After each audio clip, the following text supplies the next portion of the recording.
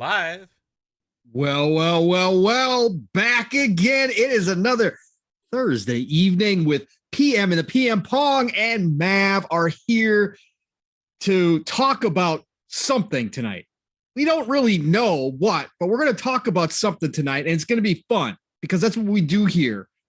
And we know, chat, that you guys are rocking out with us. Thank you all for being here. It is April the 21st, 2022. That's right, PM and the PM. This is episode 22 as well. How appropriate that is. And Mav, do you smell it, brother? I smell something. Something's cooking. Yeah, you smell something. Yeah, you've been smelling a lot of stuff lately here, brother. So look, let me introduce the man to my right on my screen, to your left, or no, wait, to my left, to your right, whatever the hell it is anymore. Look, I did not know that I was sitting next to not only the lord of the fun speculation land that we are currently residing in right here, but I'm sitting next to an honest to goodness insider inside this community, a man who obviously has connections that I was not aware of, that he has not been sharing with the family, the fun speculation family, because this man's posting craziness on Twitter, getting thousands of likes, and he's hinting at something, folks. And then what do you know? The next day, something big does happen. That's right. The Shadowrun trilogy is coming to all consoles, not just the Switch. So Mav was spot on that he smelled something big, and then he was at it again today. So we're going to try to find out what he knows, folks. This might be like a Xbox 2 show where Mav just takes over and talks about all the documents that he's got, all the leaks that he knows about, code names that he's had written down, just like Jez. I think this might be that episode, folks. So, hey, Mav, how's your week been, brother? Outside of you garnering some attention in the social medias with your very, very secretive and mysterious kind of tweets. What's been going on, man? Hey, nothing much, dude. Just been trying to read the tea leaves, as you say. You know, getting a little overly excited about random Shout nonsense. Out to Fuzzy. You know, yeah. So you know, I've been having fun.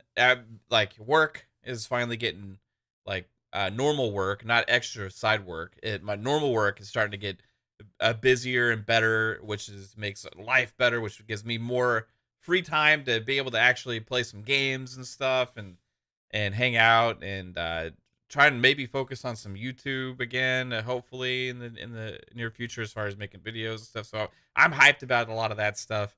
I've been able to pay attention to the Twitterverse and stuff more. You know, I'm excited for the next several months for sure, because it's going to be a blast. We got a lot of stuff coming. It's like news time, right? In between that now and going into like July, you know, August. Just not this week, right? Hey, I don't know what. I mean, here's the thing. My tweet, I did not expect that for something like as silly as me saying like X smells like Xbox. This is a case of idle hands, sir. Yeah. See, now that work's getting your regular work is getting good again. Now you got all this free time. Guess what? Idle hands, right? Yeah. Devil. Yeah. See, you're stirring up Twitter. This is what you're doing. I'm not trying to stir anything up. I was just like, we were DMing each other, and like we're like, hey, did you see that? And you're like, yeah, I saw that. And we're like, start talking about stuff, and I'm like, hey, you know, it smells like something's going on here, you know. And then all of a sudden, the next day, the tweet has like 1,000 likes and stuff. And I'm like, what the hell's going on? You know? Now, I have to blame you a little bit for instigating this, because you kind of like were pushing it out there a little bit, you know. But people don't pay attention to me. Yeah. So that was all you, brother. Huge, 100%. I got a notification that says, hey, somebody with a huge following retweeted this. You want to silence your followers in it? I think it was you, man, because I think it's your huge following. I don't think so. You know? I don't think so. You know, but anyway, like I do honestly think something is brewing right now. There's probably like you could say, hey, the next day we got that Shadowrun news, right? Like, so I could pick like 20 different things that we've learned about in the Brother, last that couple was days. only big to you and I. Okay? Yeah, I Let's know. just put it that. Okay. But I will say that Xbox has been doing so much the last 2 years that stuff like that just seems like, oh, okay. Whereas like a year ago, that would have been pretty big news, right? Like, so it's interesting how well they're doing with getting this stuff, and it's almost making us immune to this stuff, right? But I do think something's bigger is brewing. That they're getting ready to reveal something, and what I'm getting by with that is just a feeling. It's not any insider stuff. I'm not Jez Corden. I'm not anybody like that. But I'm connecting the dots here. We got the timing for something announced is usually in April, like late April, early May, right? For any kind of big news that they want to get out before E3, right? Because E3 is now, it's not going to be E3 this year, but June is usually when they have their showcase and all their games and stuff. And sometimes they get out some big information before then. So they are planning the show for June, which a lot of the actual insiders have kind of hinted at mid-June time, right? Usually falls around my wife's birthday. So kind of normal E3 time is when that Xbox showcase is planned. And if you want to have anything that you want to get some attention, now in the next couple like a week or two is usually the time. And you have PAX going on right now. You have these other announcements starting to drop, like the Ubisoft stuff. You have like the Shadowrun thing. You have these Japanese games coming to Xbox. You have other stuff coming to Game Pass, and it's like all of the stuff is starting to brew right now. And I'm just like got this feeling that I smell something cooking, man. That something's gonna go on. Well, I don't know what it is. I don't know. I get overly excited. It's all fun speculation, right? But I think you, on the inside, deep in your heart, have the same feeling. I think you smell something too. Just won't admit it. Well, it's been so dead. I mean, again, I take it with a grain of salt because I understand that the Activision Blizzard deal killed off a lot of stuff that we would probably be hearing about for the past couple months now, at least. So I get that fact. But and I look back and go, hell, we had one heck of a January, man. I mean, it was nonstop, like into early February. Like every week was some new big news coming out.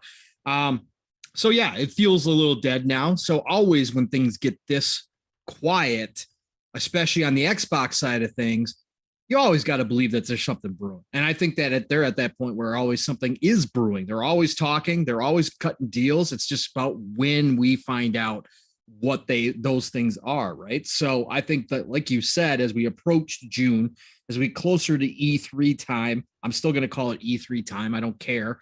Everybody knows what that means. This is when the stuff starts leaking, either voluntarily or involuntarily. And we know that Xbox has had leaky boats in the past, for sure. They're not very good at keeping stuff in-house. So I would expect to start hearing some things. And I definitely think there might be some things floating around in certain parts of the community that people are well aware of.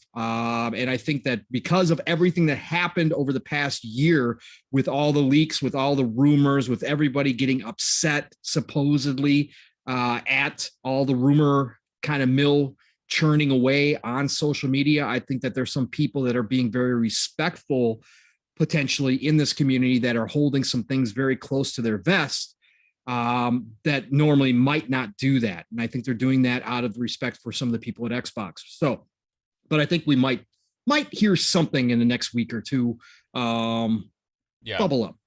You can only hold it for so long and so much. And when certain people find out, it means it's too far along the chain and eventually that chain's going to break. Right. And so, I expect it. But, man, I see you've been playing some Weird West, brother. And this is a game that I have to jump back into.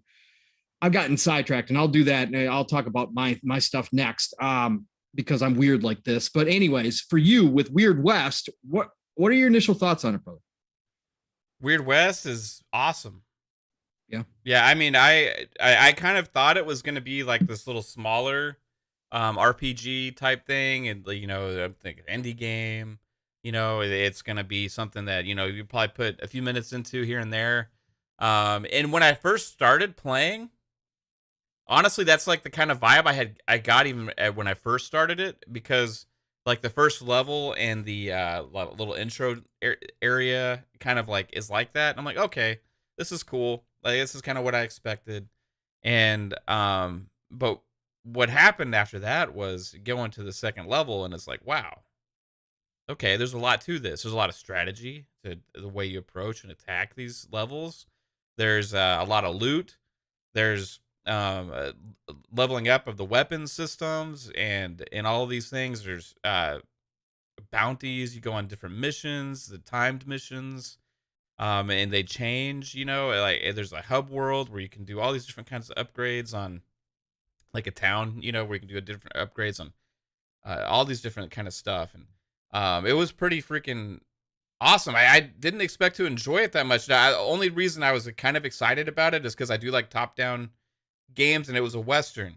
But I wasn't expecting it to feel as big as it did. Like a big, like this is something I would have been like over the moon with, like even 15, 20 years ago when I was playing like a lot of CRPGs and stuff. You know what I mean? Like this is gives me those feels. That has like that stick shooting control, kind of like other top-down shooters, where it kind of makes you aim right. And at first it takes a little bit of getting used to, because the aiming is not super precise, right? It's not like, and you're not like shooting tons of like just random shots like you would in a game like The Ascent or something like that. It's not like, and it's got bullet time too, right? Yes, it does. Right. Okay. So, yeah, if you hit the B button, you do like this little diving move, and it also has other abilities that you get, and you get them by finding things and exploring secrets and looting. So you get these pieces that you're able to upgrade your abilities, right? And once you get these abilities, you can choose which abilities you want to upgrade. So they have like one where I can like plant shrapnel mines, right? So you can like use that as a strategy, right? Okay, I'm going to plant this here. I'm going to shoot this guy, draw the wave of enemies to me, see if I can't get them to huddle up, and then they explode, right, on them. So, like, I love the strategy aspect of it. I love the looting aspect of it. It's much more of an RPG than I thought it was going to be. And, dude, I'm like, freaking loving this game, actually. I'm super glad it came out in Game Pass. If with all the other stuff I have to play, I don't know if I would have pulled the trigger right away, just because there's so much to play and I have a huge backlog. But because it's in Game Pass, I wanted to try it. And, you know, what turned into like, okay, I'm just going to kind of, what happened was I was doing a stream, and I was going to kind of chill with the chat and just kind of hang out. And I just started playing that, and I was like, oh, wow. I got sucked in, you know, big time. So it's kind of my go-to game right now, Weird West. Yeah. I don't know how long it'll take me to finish it, because this is one that I kind of, it's got its hooks in me where I want to learn more. I want to see if there's other stuff I don't know about. I want to see if there's like secrets and stuff like that. And I feel like it's the kind of game where there could be like hidden stuff. And I don't know if that's the case or not, but I want to learn about it and see if that's kind of exists, and explore more territories. And pro tip, somebody in the chat helped me with this. Like, one of the first things, buy a horse. Yeah, I heard that. ACG said that in his review. Yeah. Buy a horse. You're going to get, you're going to get to and fro a lot faster, because it kind of has like an overworld map. Yeah. And it has the amount of time it takes. So you get there faster. It has random encounters as well. Yep. Which is really cool. And the random encounters happen. It has like zombies and stuff in it, man. I mean, it's just like super awesome game, dude. I really can't say anything I don't like about it. Right. Which, I don't know, man. Loving it, dude. That's good, man. And shout out to Tony Grasso, who said he put 80 hours into it already. See, that's the part that I think catches people off guard with that game. And again, I just played the opening part of that game before I jumped back into Cyberpunk and the Tiny Tinas and Godfall, and loved what I saw out of it. But that's what I started hearing from people, was like you said, Mav, it's just a lot bigger and a lot deeper than what a lot of people thought initially from a smaller studio, right? Again, there are, studios made up of veteran ex-Arcane devs. So it's not like this is like their first game. Like, this is not their first rodeo. But I think that's where again, people just didn't realize that portion of it and how much more they actually put into it because they have all that experience at Arcane, that they built this game to be a lot more than maybe what you saw on the surface. And so that's why I want to jump back into it for sure. I can't wait. Yeah. Cool, man. Yeah, I know, but you went and bought all these other games. Yeah. So my week has been ultra weird. I put out a tweet last night about it. Hey, shout out to Randall Thor joining us in the chat. I'm gonna do chat shout outs in a minute. I don't know if Rand's gonna be here for very long, but good to see you, Rand, as always, brother. So this week has been really strange for me. Again, rolled credits on Tiny Tina's, rolled credits on the first part of Godfall. Finally, after 280 hours, rolled credits on Cyberpunk, my first playthrough. And then I was sitting around and again, this week I've been getting home later at night, so I haven't been able to hop into things like I wanted to, but I was like, man, I got so many different games I want to play. I want to keep looting and Tiny Tina's, and I want to get back to Godfall again. And I know Steel's been rocking out on Godfall too. And I'm like, God, I really want to do that. I got all these action adventure games sitting there that I haven't popped in yet that I could still go back to play. I mean, I'm just looking at my whole catalog and what does my game grazing brain do? Nah, you really want to get into some grand strategy again. You got to hop into Crusader Kings 3, maybe some Stellaris. And oh, yeah, by the way, Command & Conquer. Mav, yeah. Oh, by the way, those old 360 RTSs, because somebody said it was at C Unit, was it Chris Jones that said it that he had picked them up, Mav, last week? I think it was. Yeah, one of the shows. He said he got them. I told him, I got them too. Let's go. Yeah, and then subliminally that pops in my head. And so I went online, of course, Macari, one of my favorite shopping sites, and I picked up Command & Conquer 3, obviously for Xbox 360. I picked up Command & Conquer Kane's Wrath. I picked up Red Alert 3, and then I realized I still had in my library from back in the day, because it was one of the games I did buy digitally back then, is I still had Supreme Commander 2 sitting there. So guess what I did all week? I've been playing, I got hopped back into Crusader Kings 3, started Stellaris again. I need to spend more time. That one is so complex. I got to get back into control. I played a lot on PS4, but I haven't done so on Xbox. So I got to get back into that. But then I've been rocking out Supreme Commander 2, waiting for my other games to show up. Yeah, brother. And that game still holds up. Again, we talked about this, man. We could go on a whole show about our love for RTSs and what a missed opportunity they were last generation. But the signs are that they're coming back this generation for us, because you go back and play those 360 games. Look, they hold up, and they had the controls down to a point where they're comfortable. Are they keyboard and mouse? Of course they're not. It's on a controller. They're mapped. But they did such great work back in the 360 days to make it so that it was feasible, that you could realistically, comfortably, and in a manner which made you feel like at least I can handle what's going on at the screen at all times, on a controller, to make those mechanics work. They already had a great layout, and each one did it a little bit differently, because my Command & Conquer's 2, Red Alert 3 and Command & Conquer Kane's Wrath showed up last night. So I popped in Kane's last night, and it's a little bit different than Supreme Commander. It's a little bit more complex. Supreme Commander is not as difficult as Command & Conquer is. But I got used to the controls like almost instantaneously. It was like riding a bike again. Dude. Simple. Bro, there's no reason why RTSs cannot be on console. I don't care what anybody says. And yes, I'm not going to sit here and argue with somebody over whether or not they're better on PC. I'm not going to do that. You guys probably are right. They're probably better on PC, because keyboard and mouse overall will always be the superior way to play RTSs and grand strategy. I get that. But what I'm saying is the missed opportunity, because there is a group of console players like myself, like Mav, who will buy your games and play them. And I don't care what anybody says.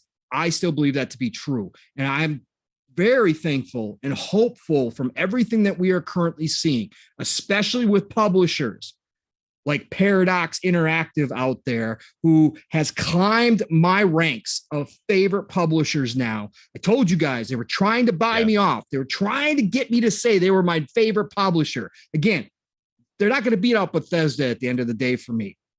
But with what they're doing and the games that they're bringing over here, and now that they've made the decision to drop in Shadowrun Trilogy into to all the consoles, number one, Switch, PlayStation, and Xbox. Also, that Xbox, of course, gets it in Game Pass, because again, we'll talk a little history on Shadowrun real quick too, because it is interesting. That means that Paradox is pushing the way forward for a lot of these other companies to show them that it is viable on console, and we've seen some light. Mav. Now, if Age of Empires 4 drops onto console like it's supposed to, look, signs are all pointing that this generation, we're going to go back to the 360 days. So that's been my weird week. Again, I don't ask me why. Again, I've got Weird West sitting there. I want to jump into that game, but that's not how my grazing brain works. I just get these bugs all of a sudden, and I'm like, no, I really want to play this stuff. I'm surprised you got them on disc instead of just buying them digital. You just wanted the disc, you wanted the physical? No, budget. Save money. Yeah. Oh, is it cheaper? I got okay. Yeah, because they're $15 each on through digital, and I got each one of those for $9. Oh, nice. So yeah. So I don't care about the disc because I'm not going to be switching out between all three of them constantly. So it's like I can have one in the console at all times, and that's probably going to be the one I'm playing for a bit. So I'm not going to be swapping discs constantly. Did you happen to check and see if the servers were still working for yes, I looked. It's again, I went on Reddit and everywhere else, and the Command & Conquer servers are there. They are there. You can see them. I can pull up leaderboards and everything else. They're there. But people are saying that for the Xbox side of things, that they're effed, that you can't connect with somebody. So you and I are going to have to test it out, because the last postings I saw, or the newest postings I saw, were back in 2021. So I don't know if anything's been changed. I don't know if EA's fixed that. I don't know if that's just some people having problems. I don't know, but we will jump in and see if we can't connect, because I could see you on there. I could see my entire friends list in the leaderboard. So I could see everybody. So I'm assuming that there's a chance we could make that happen, and that would be a freaking blast, brother. Yeah, that's been my week. But yeah, since I highlighted and we talked about Shadowrun Trilogy a little bit, let's just start with a small topic while everybody filters in here. We've already got 42 great people in here, which I'm going to get to here right now before we jump into that topic real quick, because I think it's an interesting kind of history. We've got 43 actual people here. Yes, real ones. 43 actual people. Shout out to Dealer. So, listen, we got Silent Cypher in the house. Papa Woody is here. Spooky Sprocket Brother, always fantastic to see you, sir. Lord Ruffness, great to see you, sir. Caper Grant 692, always showing up here. The one, the only Dealer Gaming is here, brother. Awesome to see you, sir. It's Timmy is in the house. Chris Jones, C-Unit, the guy who did make me go get the Command & Conquers. That's right, brother. You planted that seed in my head. Shout out to you, man, for being here. Siki, always a pleasure, sir. Randall Thor, of course, the one, the only, the man with the million is in the house. Caitlin, always here. Thank you so much again for all the wonderful work you do on the layouts, on the thumbnails, all that stuff. Okay, thank you. Again, they are amazing. This one just looks absolutely incredible tonight. Great to see you here. Shizno Elite, my friend, great to see you. Psychonauts brother is in the house. Also, Lore Master Jasper. We got the whole family showing up here, Mav, tonight. Il Ray Tito, good to see you, Papa Woody. I think I already got you, Papa Woody. You were down below. Jordy from Xbox Era, brother. Good to see you, sir. Keep doing the good work over there. You guys are amazing. Who else we got here? We got Andrew Cullinane in the house. We've got who else? Baka B is here. Great to see you, Baka B. Tony Grasso, I shouted you out for your 80 hours on Weird West. Great to see you, sir. Anthony Chickmunk rolling on through here. Underachiever 83. Always good to see you, brother. Colt Eastwood was in the house. dang, we got all the big shots in here tonight, right? That's crazy. Thank you all for being in here. General Spartan 27, good to see you. Who else we got? Def Leopard in the house. Great name, by the way, sir. One of my favorite bands from the 80s. Thank you. Who else? Did I miss anybody else in here, man? This is what's nice about these chats. Oh, the blue one, of course, showed up in here. The blue one. How you doing? And who else? Eternal Umbra dropped on in. Thank you, brother, for being here. We got Darth Praxis, Artie M. Both of you looking good. Thank you for swinging on through the show. Of course, the man, Vic the Click, dropping on by to check us out tonight as well. Appreciate every single one of you beautiful people, as my brother Steel Rain likes to say, showing up for me and Mav tonight. Thank you. Did I miss anybody else? Anybody else show up? Oh, Joe Dunmore. I can't do it the way Mag does it, but I tried. Joe, great to see you, brother. Thank you for dropping in here. Hacky Sacked. Great to see you. Hacky Sacked, nice. Hacky Sacked. Yeah, that's correct. Great to see you. So, man, let's talk about this a little quick here, a little bit. So you hinted at knowing some insider information this week on Twitter. I did not. Yeah, you did. I said, okay. 1,000 likes say you did.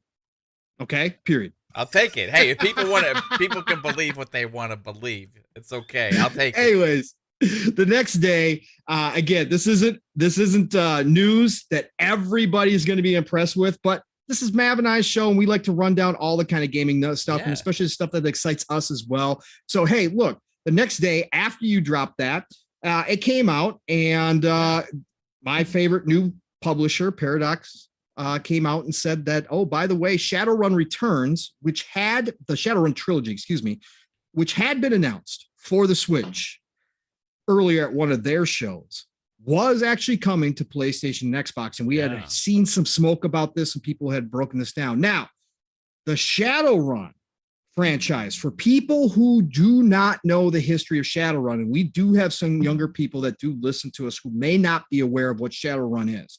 Shadowrun is originally a tabletop role-playing game. Okay, this goes back to pen and paper days, D&D style. Okay, Shadowrun is a combination of a cyberpunk future setting that has collided with basically fantasy. So you've got all this tech, you got all the cyberpunk stuff that you come to love. You got all the guns, you got all the hacking, you've got all the cybernetics, you got all of that comes with cyberpunk. But instead of just it being on Earth with a bunch of humans, right? You got elves, you got orcs, you got dwarves, you've got all the fantasy races, and you've got magic mixing in with the tech. Shadowrun is absolutely just a fantastic franchise. Shadowrun was huge on the Sega Genesis when it came out. You can go back and watch videos on it. Super Nintendo had their version, but this was one of those cases like back in the day we saw a lot. And I don't remember if you remember this, or I don't know if you remember this, Matt, but Super Nintendo and Sega, there was a time back in the day where parody did not exist. And there could be the game with the same name that played two complete different ways on Super Nintendo and on Genesis. We saw this in Disney's Aladdin, right? Disney's Aladdin. Home Alone, also the Home Alone. Yep, that's a good one. We saw this very often, which is crazy for us to think about nowadays, but that's the way it used to be. Well, for the most part, the majority, there's always going to be the people who prefer the Super Nintendo stuff. I get it. Not a big deal. But the majority were in the camp that the Shadowrun on the Genesis just played better and was a better overall game, had better storyline. Everything about it, people liked the Shadowrun. That was a straight up strategy RPG style game. Okay, period. So was the one on Super Nintendo. Just two different games. So Shadowrun has this cool mixture of fantasy and cyberpunk. Then what happened was that Shadowrun got picked up under FASA, the old studio FASA, with Microsoft. Okay, Microsoft now owned the Shadowrun IP. Everybody was hyped. I remember back in the day when the magazines first reported. We're not necessarily pre-internet days, But this is before we had what we have now with social media. So we still got the majority of our news through magazines. Smoke started that they were bringing back Shadowrun. All of us RPG lovers, all of us Shadowrun lovers were celebrating. Shadowrun was beloved. Everybody wanted to come back. And in true Xbox-like fashion back in those days, they didn't give us the game that we were hoping for. No. They took Shadowrun, this awesome, amazing IP, and turned it into a first-person shooter. Oh boy. I still remember people so angry about this. I remember people being mad too. Did you like it? Yes. Me too. Yes. I wound up, I could not stop myself from buying it, number one, because it had some of the coolest mechanics. Again, they kept true to the franchise. So you had modern, kind of the cyberpunk futuristic setting, but you had elves, you had orcs, and you had magic, right? Involved along with weapons, and you had individual classes, your standard classes, etc. That game actually turned out to be extremely fun. Mav enjoyed it. Brother from another Steel Rain, he enjoyed it back in the day as well. It actually turned out to be fun, but it did not do well overall. I think it there was a lot of games at that time, a few of them that kind of got the shit end of the stick with the reviewers and in the media because they didn't really have campaigns, right? And I remember this specifically for Shadowrun and ChromeHounds, two of my favorite 360 games, right? Because they were multiplayer focused. And when they released, people were used to the traditional, like, okay, you got a single player campaign and you got a multiplayer mode. But these games had like no real campaign. The campaign that they had was more of like a tutorial, right? And they crushed them in the reviews for that game and also for ChromeHounds. Now, in today's day and age, that doesn't matter, right? But this was a precursor to, like, this was early in the days. This was also one of the first cross-play games where you could play PC and console against each other. It actually had that on Shadowrun. And it's also kind of the first hero shooter, really, because you had all the classes had different abilities and different ways, and you kind of played off of each other. It was a blast. And I think it also had bots. You could play against bots if you wanted to, right? Correct. So it had a lot going for it. And I think it kind of got unfairly criticized by some of the media at the time, and it kind of hampered the ability for it to reach the mass audience, and the people that really played it was more word of mouth and people saying, hey, yo, check this game out. But that's before social media really took off, right? Correct. So if that game had existed in today's day and age, right, with social media, if social media existed back then, I think Shadowrun and also a game like ChromeHounds would have stood a lot better chance, right? Whereas it just got missed by a lot of people, right? So anyway, that's my little spiel about Shadowrun. Loved it. And all that is very true and exactly follows my memory as well as far as what happened during that time frame. And so anyways, this was obviously published by Xbox, right? Microsoft. But the head of FASA at the time was a gentleman by the name of Jordan Weissman. Jordan Weissman was the original creator of the Shadowrun series on Sega. And so Jordan Weissman and FASA were actually a pretty respected studio back then. And you can go back, there's interviews with Phil when he talks about some of the regrets from the early days of Xbox. And what happened was that they wound up closing down FASA. That was one of the studios they closed down. And of course, Jordan Weissman left. And Phil does talk about that FASA is one of those studios he regrets, because Jordan Weissman is kind of an underground, not well-known genius. The guy has started like 5 different studios, and they've all had successes at some point in different formats, different genres. This guy knows what he's doing, right? So anyways, Jordan Weissman went ahead and created Harebrained Schemes Studio. They are now underneath Paradox. Paradox picked them up. Well, Paradox and Harebrained Schemes, Jordan, approached Microsoft a while back and said, hey, Jordan said, hey, I'd like to work on Shadowrun again. Well, Phil, in his generous self, Microsoft obviously has not done a thing with Shadowrun. It's one of the IP that I've been clamoring for them to bring back. But Phil, in nice guy mode, and obviously, again, he's talked about how he regrets what happened with Fastback Studios, so he probably felt a little certain way. Again, I don't know the guy. I'm just putting in my own story here, filling in the blanks. But he probably felt a certain kind of way. And so he licensed Shadowrun IP back to Paradox. And so Jordan could work on it again. Well, Jordan created actually 3 games that came to PC. And these are top-down, they're top-down, but they are turn-based, old-school RPGs, okay? Narrative heavy, okay? That's Jordan Weissman and his staff over there. They know how to write games.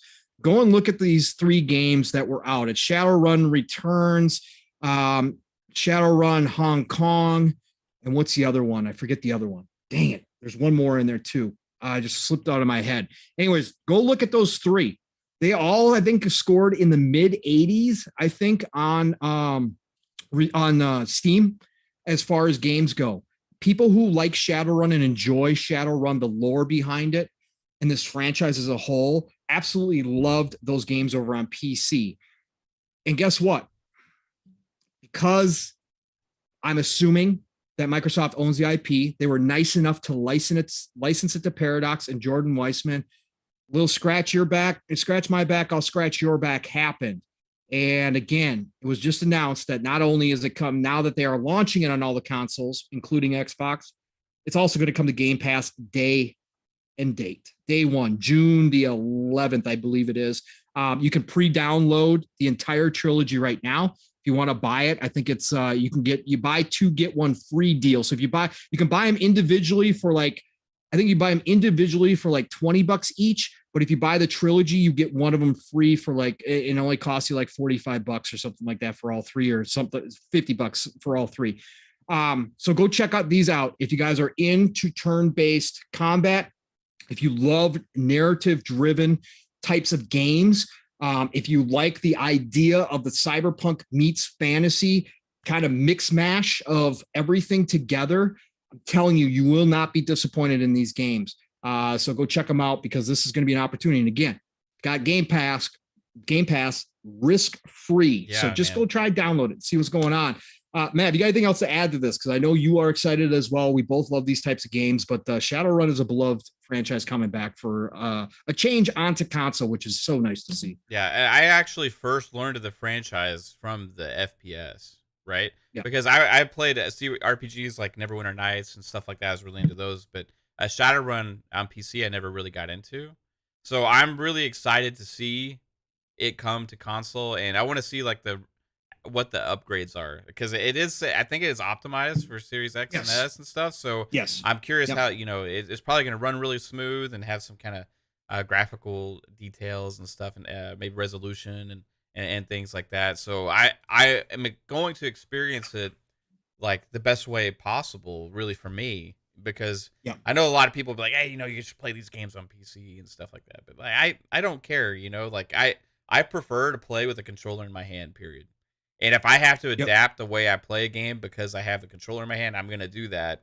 I know it may not make sense to some people. It's just the way I like the game, So a game like this is going to be absolutely, now when I say game, sorry, 3 games. It's going to be absolutely amazing to get into and experience for the first time, because it's made by a great studio, great, you talk about Phasma. You know what I mean? They were just on fire back in those days with making great games, So anyway, they were super pumped, man. Yeah, added, and Paradox is added to my wish list now. So Phil, if you're listening, buddy, brother, listen, you got that list that you're going to go to Satya with after the Activision Blizzard deal clears. Add Paradox, because think about this, Matt. Paradox is huge on PC. Yeah. They do a ton of sim stuff on PC. Like, that's their main thing. They've now been kind of bringing some of those games to consoles and finding some success in the console market as well. But their main thing is PC. And we know that Microsoft and Xbox is looking for that PC market. If if they were to go get Paradox, I actually even went as far as, they're from Sweden, everybody, by the way. I actually went so far as to look at their market cap last night because I started thinking about it. You trying to spend Phil's money? Let's go. Yeah. They're at about 1.9 billion right now. So this would be a good buy. 3.5 gets them. 3.5. Let's go. Yeah. 3.5 might get them. You get Jordan Weissman back. You get all that talent back. And again, as far as strategy games goes, bro, there's not too many places right now with the kind of breadth of different strategy games that Paradox currently is making and has made. They own a ton of PC IP in that field. And yes, it is niche. However, it is hardcore niche, meaning that those people, you make a good game, they're buying your game, they're playing your game, and those games are hundreds, if not some of the space ones that they have, the 4X ones, thousands of hours of engagement pumped into those games, which is another key indicator we know Microsoft and Xbox are currently looking for. Go get Paradox. Go get Paradox. Great time to buy them. A lot of good stuff happening over there. So yeah, they are now added to my wish list. So anyways, folks, I know that was a small little topic, not one that interests everybody. One thing I want to say real quick, Pong. I almost remember, like, we were talking about, like, I remember we were talking about the Shadowrun games, and like we're trying to figure out who owned the IP not too long ago. And we were like, does Xbox own them? And we had to do a bunch of research, and you figured it out, right? It was conflicting because originally I thought that they had sold it to Paradox over there. And then I went back and dug in a little bit more because there was conflicting news stories. And then I finally figured out that they actually just had licensed. And we had talked about, hey, if Xbox owns these, maybe they'll make, bring Shadowrun back, bring Shadowrun back. It was like a request. And now at the end of the day, even though they don't own the IP, it's so we still get the games in Game Pass, so it ended up working out for us anyway, like in a roundabout way, because the Game Pass is pretty crazy, dude. That just kind of clicked with me. That was the big news that I knew about. No, yeah. No, it wasn't. Mav's got sources over at Paradox, people. That's what's going on here. He just doesn't want to give it up. So, Mav, we started kind of small here, brother. I talked a lot on that one because obviously Shadowrun is kind of my game, and I know it's your game too, and you love it, but obviously I broke down the history and stuff. So I want to give you a chance to talk a little bit here. Let's hop into this. Let me preface this a little bit, folks. I know news is dry kind of right now. There's not a whole heck of a lot going on. And I'm not talking to anybody specific in this chat in any way, shape, or form. I'm just talking about this community in general. I know there's not a lot going on, but we do have a ton of games to go play. Okay. So it's not like we all have, we're not doing anything in this industry, in this hobby right now. There's plenty to go out there and enjoy. The fact that this community, and only parts of this community, again, parts of this community, find something to argue about, some kind of nonsense to argue about every single freaking day boggles my mind. Okay. So, Matt, today's big debate. Okay. And I don't need you to talk about the debate per se or whatever the case may be. I just want you to talk about the kind of the news and what you've heard and kind of give a breakdown of it a little bit. But some Halo news about season 2 came out today, right? And there was 3 different modes? Yeah, there's 3 different modes. I was trying to remember the name. One of them was Last Man Standing. That's the one Last Man Standing. Everybody's really talking about today. King of the Hill and Land Grab. Yep. Yeah, Last Spartan Standing. Land Grab. Sorry. That's right. Yep. Land Grab and King of the Hill. That's right. Okay. So the news comes out. There's a ton of people excited. Some people are describing Last Man as a battle royale. There's others that are fighting against that, saying it's not a battle royale. Again, at the end of the day, who the flying F cares what it's called? Again, this is the same as the DLC conversation. This is the same as the RPG conversation. Who cares? Call it all. It doesn't matter. Words mean nothing anymore in the society, if you guys haven't figured that already. So who cares what people call it? The point of fact is that a lot of people got excited about this map. And I know you were one of those people that got excited, right? Because there was some pretty cool stuff that they kind of showed and talked about. And so go ahead, Matt. You take over. Tell me what you think about the news. And is this enough to start again, you and I are both in the same camp. Sure, lost a lot of people. Yes, they've got a lot to fix. Yes, they got a lot to prove. Yes, there's a lot to build on here that they have to do coming up in these seasons. By the end of this year, they got a lot to get out the door. We're talking about 343 and Halo Infinite. But is this the first step, Mav? Is this a nice way to set this up going into season 2 to get this ball rolling? Like, hey, yeah, we kind of had some bumps in the road, some big bumps in the road with Halo Infinite out the gate, but we're going to start chugging along here. What do you think, Matt? Yeah, dude. I mean, I've never, you know me, I've never personally been worried because this is kind of, for the most part, what they told us since right around after launch of the game, that the season 2 was going to hit in May. So I foresaw the dry spell, right, with the events that they were putting out there was not going to be enough to satisfy the community. And I was just like, okay, you know, this is going to be a long run, you know, for season 2, 6 months. So I kind of foresaw it coming with, you know, the negativity train was going to come out, right?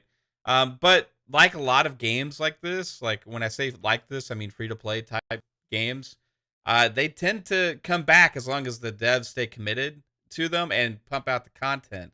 Now it's been a long time, right? And they're still dealing with issues from failings of the past, right? With issues with the game and getting things up and running.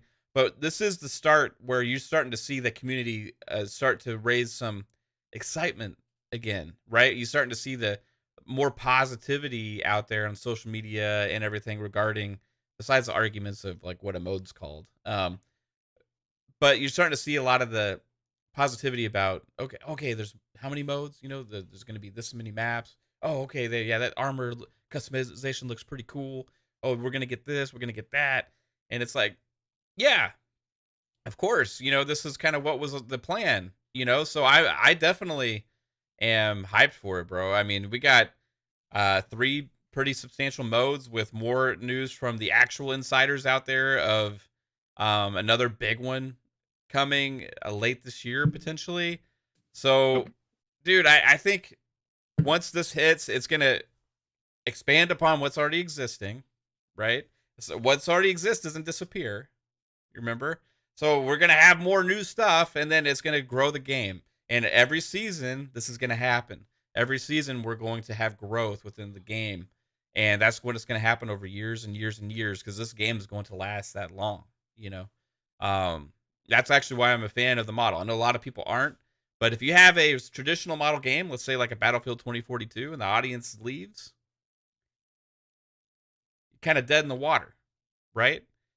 But the free to play, the free access to it always gives people a chance to dive in when there's new content, right? So I'm really excited about the future of the game. I'm really even more excited about the positivity starting to come back, so I don't have to sit there and listen to this. Where is the content?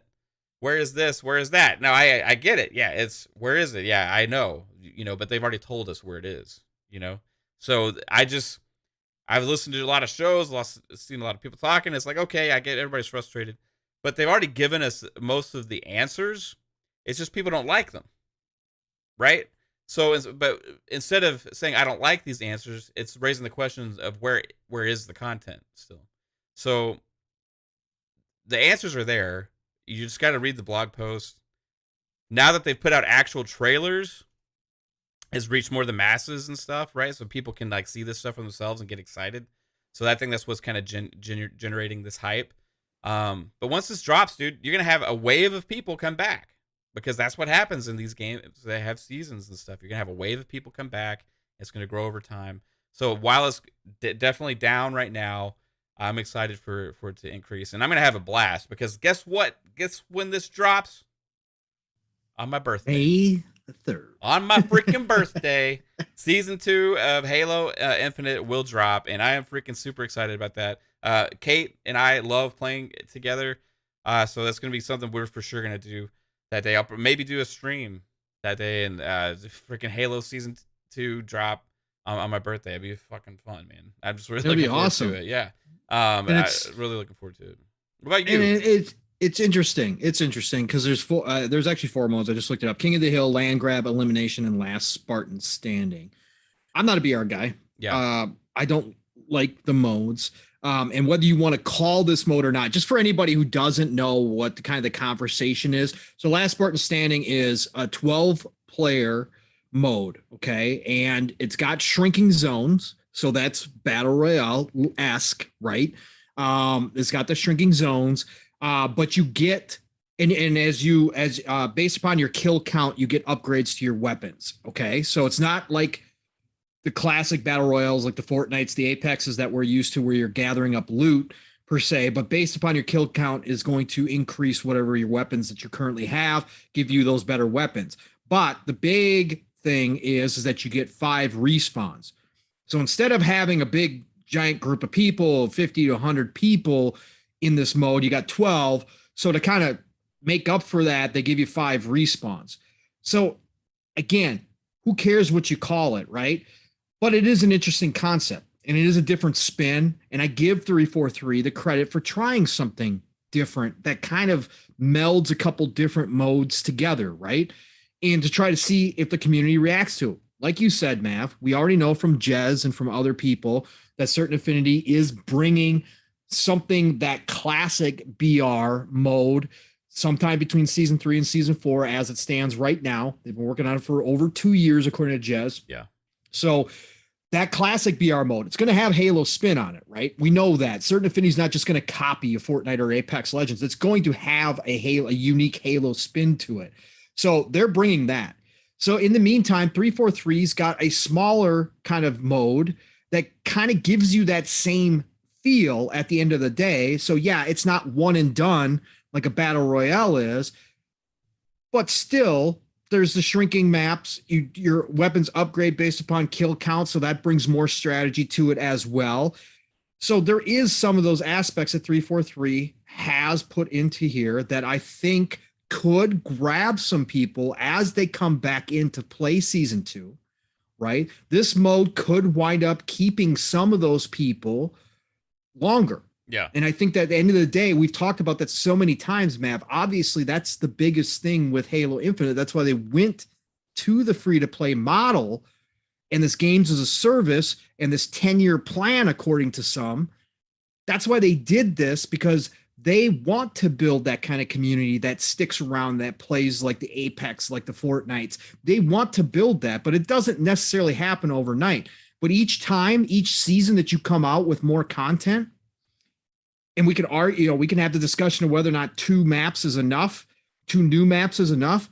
But again, as long as they're adding new stuff, you've got the ability, or the chance, I should say, they've got the chance, 343 has a chance to take what is right now a concentrated group and bring it out a little bit further, grow that concentration a little bit more, and have those people stick around through season 2 all the way and keep playing and keep playing. Season 3 comes, you've added co-op in sometime during season 2, so that got a little bit bigger. Now season 3 comes. Now you're talking about Forge. Maybe we're starting to get some more details about the Certain Affinity, battle royale. More people are streaming the game because there's more modes to play. They're finding whatever they love and whatever, the people that are watching them love about Halo Infinite. So that continues to grow. And all of a sudden now you got a bigger and bigger and bigger group of people that are hanging around Halo Infinite playing. And that's a way to do this. Now, does it always work out like that? No, but I can see what they're trying to do here. And I can see the way forward. Again, people who say Halo Infinite is dead don't understand a dang thing. Sure, you can say that it got punched in the mouth and it's kind of down right now, but that does not mean anything. This is Halo.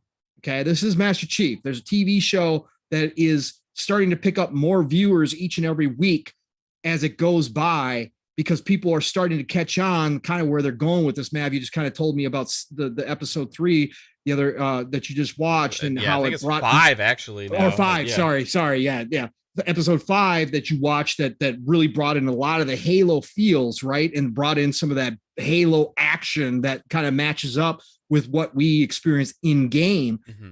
Well, people are catching on to that. People are catching on kind of what they're going with here. And there's a whole nother season planned. They've already got it up. So that's starting to attract more and more people too. So if Halo Infinite, the game, catches up and 343 puts out quality, even if it is 2 maps and 4 modes.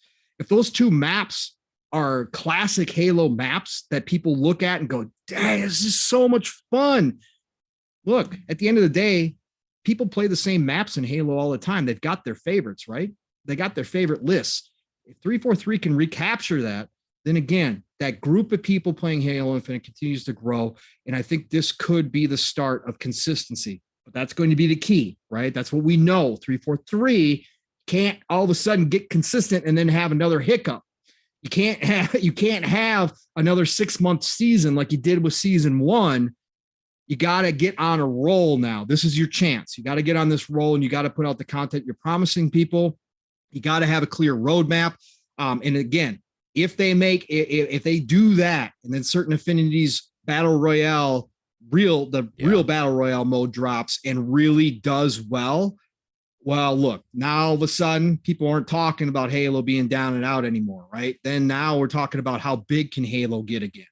And I think that's where they're headed for right now. Yeah. And I'm excited for them. Yeah, again, even as a cash Halo guy. I think they'll have the benefit too of having the BR plus also all the regular content, because it usually, just like the regular content, it takes a while to get that stuff out for BRs too, right? So you're going to have a whole separate system of stuff going in that. So you're going to have a battle pass that's potentially going to be unified across both, even though you may have a different launcher for BR, once that Certain Affinity thing drops.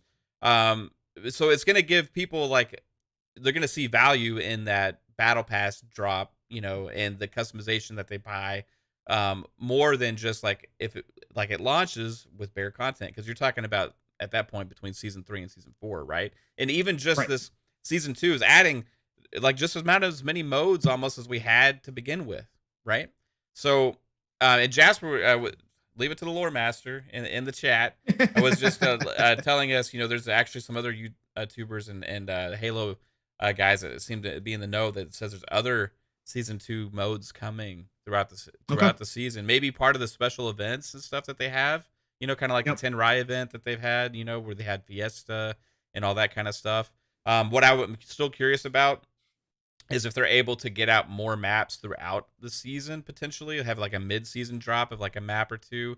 I think maps is the biggest key aspect for content for a shooter like this, right? Mm-hmm. And when you're able to get a whole new map out, it adds that to the rotation, so it keeps things fresh more, right? So people can kind of get stale on playing the same maps over and over again. You saw it even when it was in beta. We played like the first day we played the same map over and over and over and over again. Everybody's fine with it, but by like the second time that beta rolled around, it's like, okay, yeah, I don't want to keep playing the same map. And they added another map eventually. Like everybody's like, yeah, Then they add another one. Everybody's like, yeah, let's go. So when they add the maps in, it really adds to the feeling of like, hey, we got some more fresh stuff here. So once they get the maps dropping more, and then I think it's going to be good. But I don't want them just to half-ass and put a bunch of shit maps out just to get that content out either, right? So that's, I don't want them to go release all the Master Chief Collection maps into Halo Infinite, right? As just in the playlist, because you're talking about that's old maps over 6 games. I want them to look like Halo Infinite maps, right? I don't want like old looking maps in the you just don't want to retread, right? You don't want the retread, and that's what Forge is going to be for, right? Correct. And then maybe eventually they have like custom games, maybe give you access to all those classic maps eventually or something like that. But once Forge drops too, you're going to have this other whole world that's going to open up, because best believe they're going to go further with this Forge and the customization and also the ability for people to access the games than they've ever gone before. So once Forge drops, it's a never-ending supply of content driven by the community, right? It's going to take some pressure off of the devs, but it's still going to be important for them to get that stuff out. But once you have Certain Affinity working on their stuff and committed to that, and then you have 343 working on this stuff and committed to this, and then over the course of years, man, it's going to be a glorious time to be a Halo fan, even if it felt down and out for a couple months. You can kind of see the Call of Duty formula 100%. Creeping in here, can't you? Yep. Right? Mm-hmm. Yeah, Certain Affinities mode is going to be basically the war zone, right? Basically, at this point, because of how they're placing it, how it's being talked about, the way that Jez is talking about it, and the details that he's gotten, it is going to be its own beast, right? And that's what happened with Warzone, right? Warzone integrated Call of Duty. You download Call of Duty, you got to have Warzone download. It's god awful, but whatever. It's there. It's for a reason, but it's still its own separate beast when it comes to what they can do with it. Look at what they're doing, Mav. They're bringing in King Kong and Godzilla, for God's sakes, into Warzone.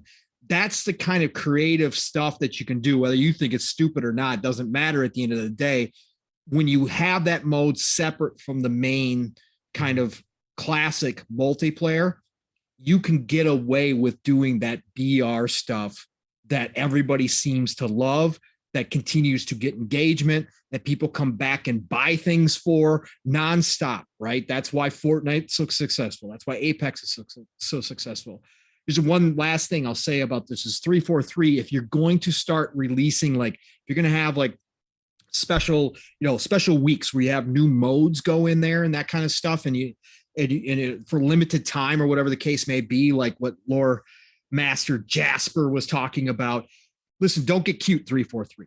Do not get cute. If one of those modes takes off and the majority of the community says this is a fantastic mode, do not rip it away from them.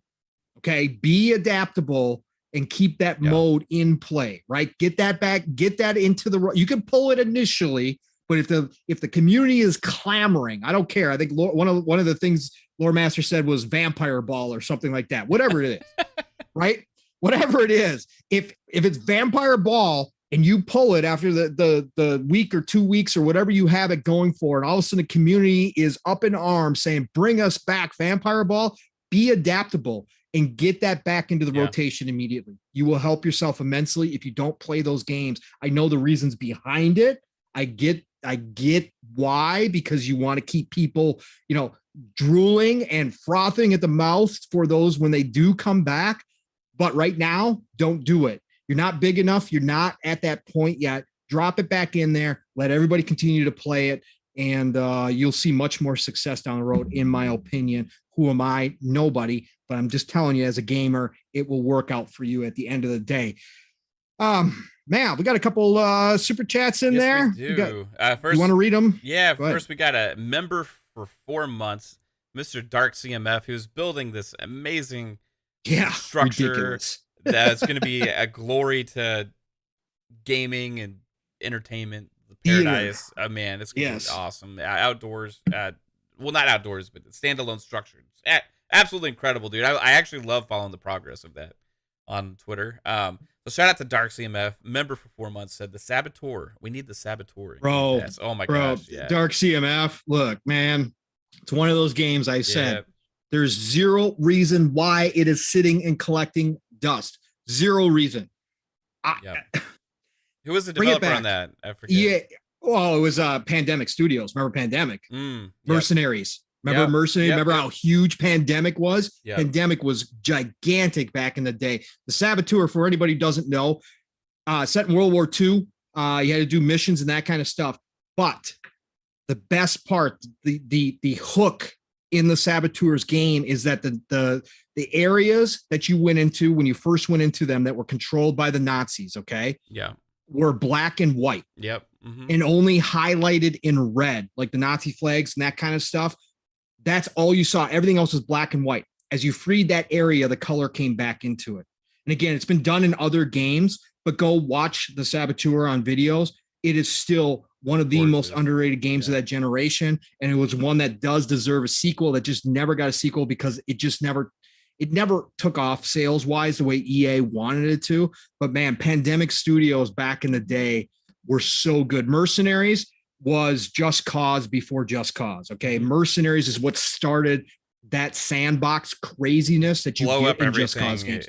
Blow up everything. Mercenaries was absolutely ridiculously fun. Oh my God. Some of the best times I had in Mercenary Sandbox. Oh man, amazing. Good shout out, Dark CMF. Appreciate you, brother. 100%. And Chris Jones with the $2 super chat. Thanks, Chris. I know you've been having a rough past couple weeks, man. So glad to see you here still. Hopefully you're enjoying the show. He said Mav said indie reveals on Dutch's show on last Friday. Did I say that? I don't know. Maybe, Yes, you did. maybe? Okay. Yes, you did. You did. And yes, yeah, there should be some indie reviews. Tune in on Saturday to Dutch's amazing show. You will not be disappointed. I'll say that. All right. Oh, we also got Silent Cypher. Shout out to Brian. What's up, man? He says, "Great show, guys. Keep it up. Appreciate you, bro. Thank you, sir. 100%. Member for 4 months. Thanks, dude." Yeah. Well, is that it? We're caught up. Yeah, let's see here. All right. Shout out to Sour Blow Gaming for jumping in here. Dreadpool, great to see you. Who else I see? Oh, the Rockin' Warrior Gamecast, otherwise known as Trinity. Girl, sis, good to see you. Thank you for dropping on in here and checking us out tonight. Appreciate you. Back from the dead, dropped on in here as well, sneaking in. Who else came in? Did anybody else come in that I saw? I think I got everybody else. Razor NZ, you are showing up every week. Outbreak Podcast. Dave, good to see you, sir. Always hanging out in our chats as well. And I think Mr. Joanna Dark, brother, good to see you. Hope you're getting all that work done over at Xbox, brother. Got to keep things going over there, man. Good to see you as always, sir. Miss you on Xbox Factor Podcast. Alex is a Valve dropping in here, brother. Great to see you. Invader Gaming, of course, from TXR. Great to see you, sir. Thank you for dropping in here and saying hello. Hey, Sith Lord, always good to see you, man. Big supporter in this community as well. Masshole 1977. Dang, a lot of good people showing up for us, Mav. Hey, if you haven't hit the like button, please, business side of things real quick, hit the like button. It does help Mav and I out. It helps the Fun Speculation channel continue to grow. If you got an opportunity, if you got a moment, share us out real quick. You don't have to make some big, long speech like I do in my share outs. Just get us out there. Let people know that we're on, that we're live, that we're rocking and rolling and having a good time over here. We appreciate every single one of you. Thank you all for that. All right, Mav. Got another super chat that just dropped. Want to grab that one real quick? Yeah. Il Ray Tito. What's up, Il Ray Tito? Thanks for the $4 super chat. It just says showing some love and support. Super appreciate all the love and support from everybody. Whether you leave a super chat, whether you just stop by for a minute and say hello, whether hit the like button, all of it helps. Just appreciate everybody for tuning in and checking out the show. Absolutely. And you don't even have to check it out live. If you're listening to us in the future, we appreciate you just as much. So thank you all again, as always. All right, Matt, killed out a couple quick topics here already. Yeah, there's like 1,000 topics, so they're all like besides the huge smelly Shadowrun news, right? That the insider Mav dropped that he knew about that he didn't share. Yeah, okay. No. Yeah, but there's been just like a lot of different stuff. There has going on. There has. And nothing is like massive, right? But like a lot of it is like good stuff, like the Ubisoft games coming to Game Pass. Yeah, right. I actually was just looking at that one right now. Yeah, I figured you wanted to go that route. Oh wow, look at this, dude! Before we get started, Dark CMF with a $5 super chat. Shout out to Dark. He's always showing huge support to shows in the community. He says, because we're loving it tonight, the Saboteur Origin PC code. He just dropped the code in the chat. Hey, Dark CMF, you're massive, dude. Thank you so much for that. Anybody who has not played the Saboteur or has not played it in a long time that has a PC, grab that code and go do it. Thank you so much, Dark CMF, man. Just always bringing and spreading the good word in this community. I appreciate you and your generosity and all of your support, sir. Just absolutely love it. Thank you for doing that. Hey, you know what? Real quick, speaking of spreading, you know what there was less of spreading? Whoa, pause. Oh, no. on the last Halo show, the last episode, I have to say there was a lot less spreading of Master Cheeks. There was a lot less of that. It was very interesting. It was more. Is it only Master Chief that's showing his cheeks, or? Oh no! Yeah, like the first few episodes, it's like I think I saw somebody had a bingo card going around. Yeah, who was going to show? There's a lot of ass in that show. Wow. It started. I think with, it started with Worm Lady, I think. Okay. I don't want to give away too many spoilers. That's like episode 1. Are you giving away ass spoilers? I don't want to give away ass. Is there ass? is ass spoilers a thing? I don't know. Is it? Like, I mean, if you want to know whose ass is in what episode, I can probably tell you. You know, if you want to know. I know. Being Psycho documented right now. I know Psycho has like a counter of like the minute. Oh, I'm sure he does. I'm sure he's got stills of every screenshot as well too. Alvin, good to see you, sir. Thanks for dropping in here. Boy, we got some more super drafts dropping here. Yeah, Spooky. You're gonna be busy. Sprocket hit us with that $15 brother, chat, dude. Absolutely love you, Spooky. You're amazing. Because I can and love my brothers. Keep up the amazing work. Always fun times.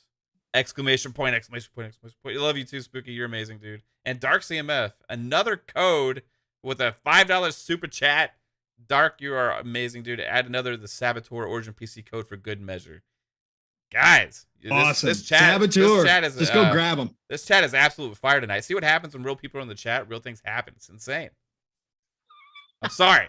What got into you this week? It's because you want to know why? It's because your job. I told you, idle hand. It's because your job's getting back to goodness again. You're starting to fuel your oats, and all of a sudden, here comes the math. The I'm a big guy. Here it comes. I'm an insider now, guys. Guess what? I know information. Guess what? I'm going to start talking some shit.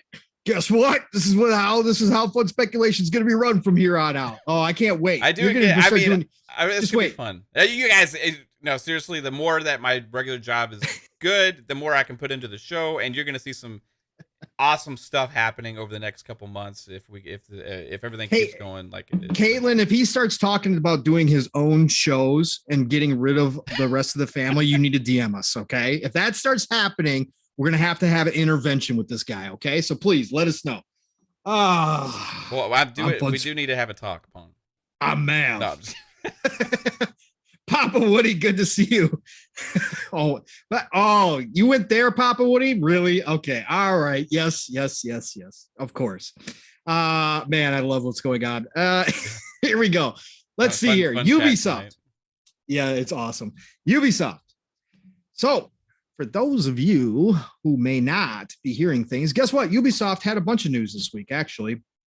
They're always in the news. So, let's start here. First of all, they announced that they're working on, yet another PvP battle arena game that also has battle royale. I swear to God, man. It's okay. Ubisoft, we got Splinter Cell coming. It's okay. Yeah, I know, which is great. Again, all of this is going to fund Splinter Cell, hopefully. So I'm good, right? I don't care. But at the end of the day, all the Ubisoft execs must just sit around and say, what's the hottest thing going? Okay, battle royales. Yeah, they've been hot for a long time, but we didn't do so well with the ones we tried. Well, what else is hot? Well, arena shooters are still hot. Okay, yeah. All right, what if we combine those two? That's going to be the winning game. Let's combine those two. Let's start again, and we'll just mix them up and call it a day. This is going to be the big hit, guys. I don't understand. So anyways, yes, they announced a new PvP battle arena game that also has battle royale. That is going to be coming out, or they're going to have play tests starting. It's Project Q is the code name internally. So that also happened from Ubisoft. But what Mav and I were going to talk about was the Xbox Wire came out this week, announcing the upcoming games, as they always do.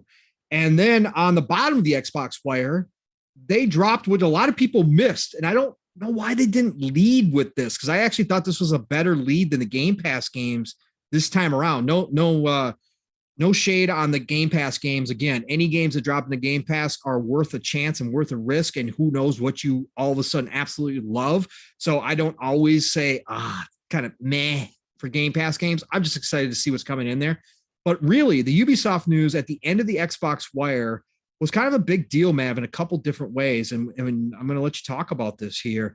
So they announced at the end of the Xbox Wire that they were bringing more Ubisoft games to Game Pass. Now, this is very interesting for a couple different reasons. First of all, the two games that they announced were Assassin's Creed Origins And then also For Honor, which For Honor is already in Game Pass, but they are bringing the expansion. It is Fire. What is it called, Matt? Fire. What's that expansion? Fire. Freaking A, man. I don't remember. I'm sorry. For Honor expansion. Firestorm? No. That's a superhero.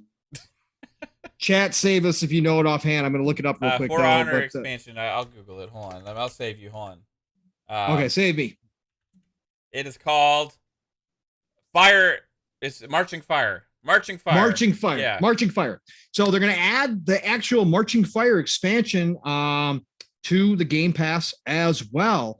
Now, this is interesting for a couple different reasons, folks, because if you remember, beginning of this year, when we're getting all that big news dropping, right? Activision Blizzard, we got Rainbow Six Extraction dropping the Game Pass, all sorts of stuff was happening. Well, Ubisoft came out and said, oh, by the way, Ubisoft Plus is going to be coming to Xbox, right? And we had a good week of talk about that, of how that was going to look, Mav. And we discussed all the different options that they had. It would be an add-on, if it would be still a completely separate service, if they find a way to work it into Game Pass Ultimate, maybe as part of that. If Ubisoft was going to create their own vault like EA has, so that they could have like a tiered system of Ubisoft Plus instead of just basically their one tier right now, so they could work that out with Xbox. So this is very interesting, Mav, that we know that later this year, at some point, my guess would be right around E3 time, that's when they announce the Ubisoft Plus coming. It only makes sense, right? Biggest time of the year, maybe right before the holidays. They could push it out a little bit. But very interesting that Xbox comes out and says, oh, hey, by the way, we're actually cutting deals to get more Ubisoft games into Game Pass. What? Again, if you're going to have Ubisoft Plus, which has all the games from Ubisoft's catalog in there, why do you need to add more to Game Pass now? Again, unless it's not going to be till a lot later, or I'm trying to figure this out. But anyways, I have a theory. It's exciting. Yeah. Oh, good. Good. I'm going to pass it off to you here in a second. So this is just something that's really cool. I just bought Origins a couple months ago, because again, there was those rumors, because Ubisoft has been so good at going back and updating their games for current gen and getting us that 60 frames like they did with Odyssey. Origins is the one Assassin's Creed I have not played yet. It got lost in the shuffle. I'm a huge Egyptian mythology guy. Really want to play it, but then I got current gen, and really, again, I can go back and play old games at 30 FPS. They don't bother me, but Assassin's Creed Origins looks so good. I don't want to play it at 30 FPS. So I just bought the gold edition, was on sale. I think I got it for $20 or whatever. And it's been sitting in my back catalog. And then sure enough, Ubisoft actually came out and tweeted, I think it was a month and a half ago, that they were working, a month and a half ago, I think it was, that they're working on getting the 60 FPS patch for Assassin's Creed Origins. So this is good news. This is good news. Again, more games dropping in Game Pass. For Honor is an underrated game. I played it on PlayStation 4, really enjoyed it. It's just one of those games for me that I have to play a lot. Otherwise, I lose my touch when it comes to the battles, because the combat is more strategic than you would believe it is. But to see that coming in there, or to see it getting its full expansion also dropping a Game Pass, interesting stuff, Mav, with everything that we know. So give me your theory. Where do you think this is going? And what do you think this means for the future of Ubisoft titles and Game Pass and Ubisoft Plus? Yeah, so my theory is kind of going to be that Ubisoft had like a 2-tier service on PC, right? They had like the Uplay and the Uplay Plus, and then become the Ubisoft Plus, or whatever it's called. I can't even remember the names of them all, but so that's coming to the main tier now. That's $14.99 on PC, is coming to Xbox, but we haven't gotten a release date for that yet. They did say more news was coming this year, so maybe that's going to be something around summertime, or maybe before, right? As far as when they announce when that's coming. I think they've still been trying to work out the details of how all that's going to work and play out before they make the official announcement. But where I was thinking it might go, because if Ubisoft Plus is where you get all the new Ubisoft games, right? Um, there's still got to be, maybe potentially, because you have Game Pass, maybe there's another way to get the old Ubisoft games, right? Similar to EA Play. Because EA Play right now, you get games 6 months to a year after they've been released, dump into the vault, and that's how we get the EA Play games on Xbox with Game Pass Ultimate. And I'm kind of thinking that Game Pass, even the standalone tier, may potentially be a kind of a dumping ground for some of the Ubisoft older titles, and a way to grow engagement as part of a deal with Xbox, would grow engagement on the older games. It's not really hurting Ubisoft any to do that.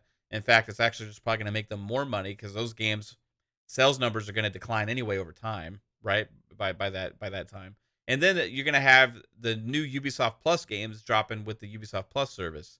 Maybe you get a discount with Game Pass for that service as well, as a Game Pass perk. Who knows exactly how that's going to work out? But because of this partnership with Ubisoft, we've already seen now a few different games that are hitting. I think it's going to be a long-term thing, and we're going to see it grow. I don't think it's going to be something where it's like, here's just a game here and there. I think it's going to become something that's going to evolve. Because if it wasn't working for Ubisoft, they wouldn't continue to do this. Origins is also getting updated for next-gen consoles. I don't know if the update's already hit, but it gives people a reason to dive back in as well. There's expansions to play within Origins and all this kind of stuff that I haven't even touched yet, so I'm super excited about it. I just really think that Ubisoft it was sort of an acquisition of Xbox. Like, they're really aligning with them right now as far as a way to push their games and grow their audience. And Game Pass is definitely going to be a way to do that, especially if they keep going this direction, right? Now, the question I have, if it keeps going like this, are we going to see some more partnership type situations for other games, other type of titles that come out in the future? Not necessarily going into Game Pass day one, right? Because that would defeat the purpose of Ubisoft Plus. But maybe some other kind of incentives to get it on Xbox, right?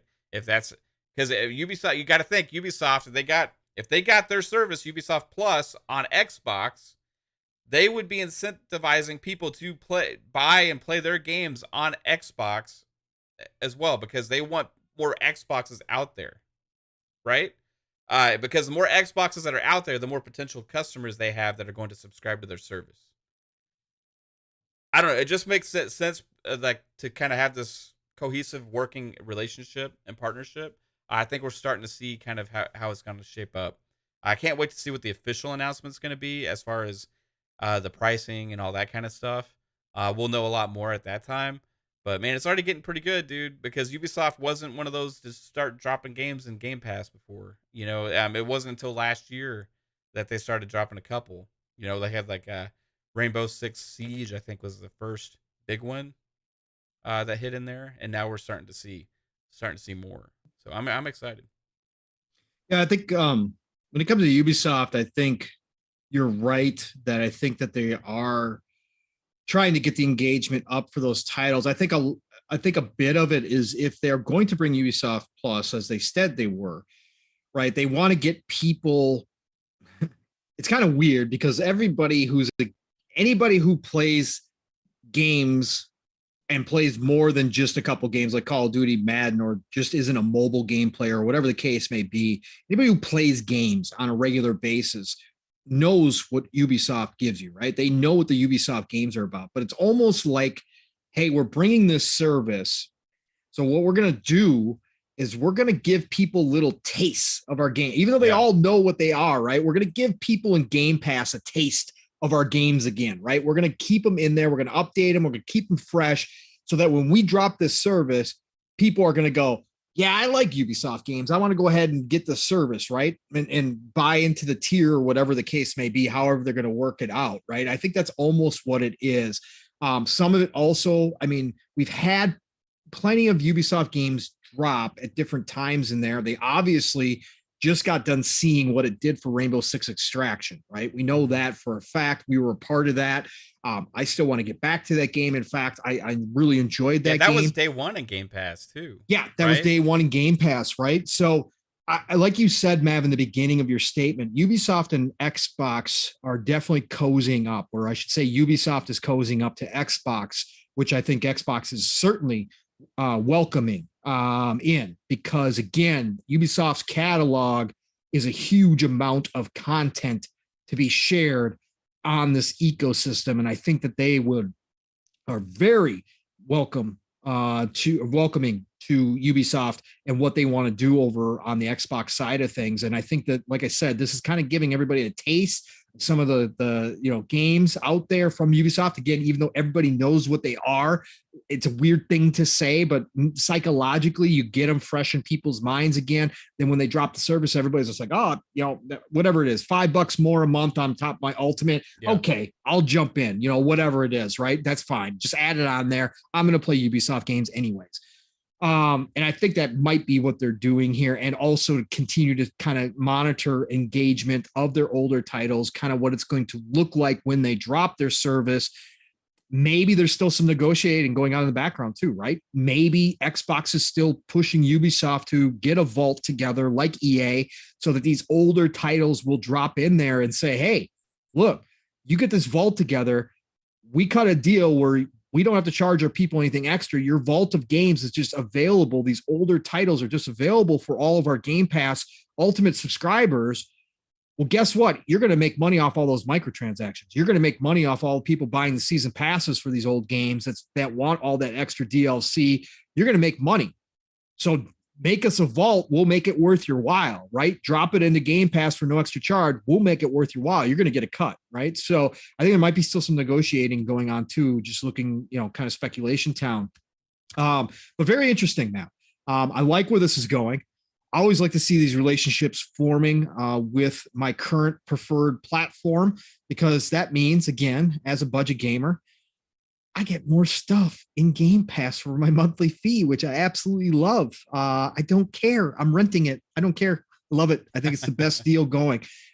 So I love this kind of stuff happening, and I'm happy that Ubisoft kind of came out. It was just kind of weird how they announced. Again, it was at the bottom of the wire. A lot of people missed it at first. It's kind of strange, but it was good to see nonetheless. Even though I just bought Origins, I'm still not upset. Right. I'm still not upset. I think it's cool. Right.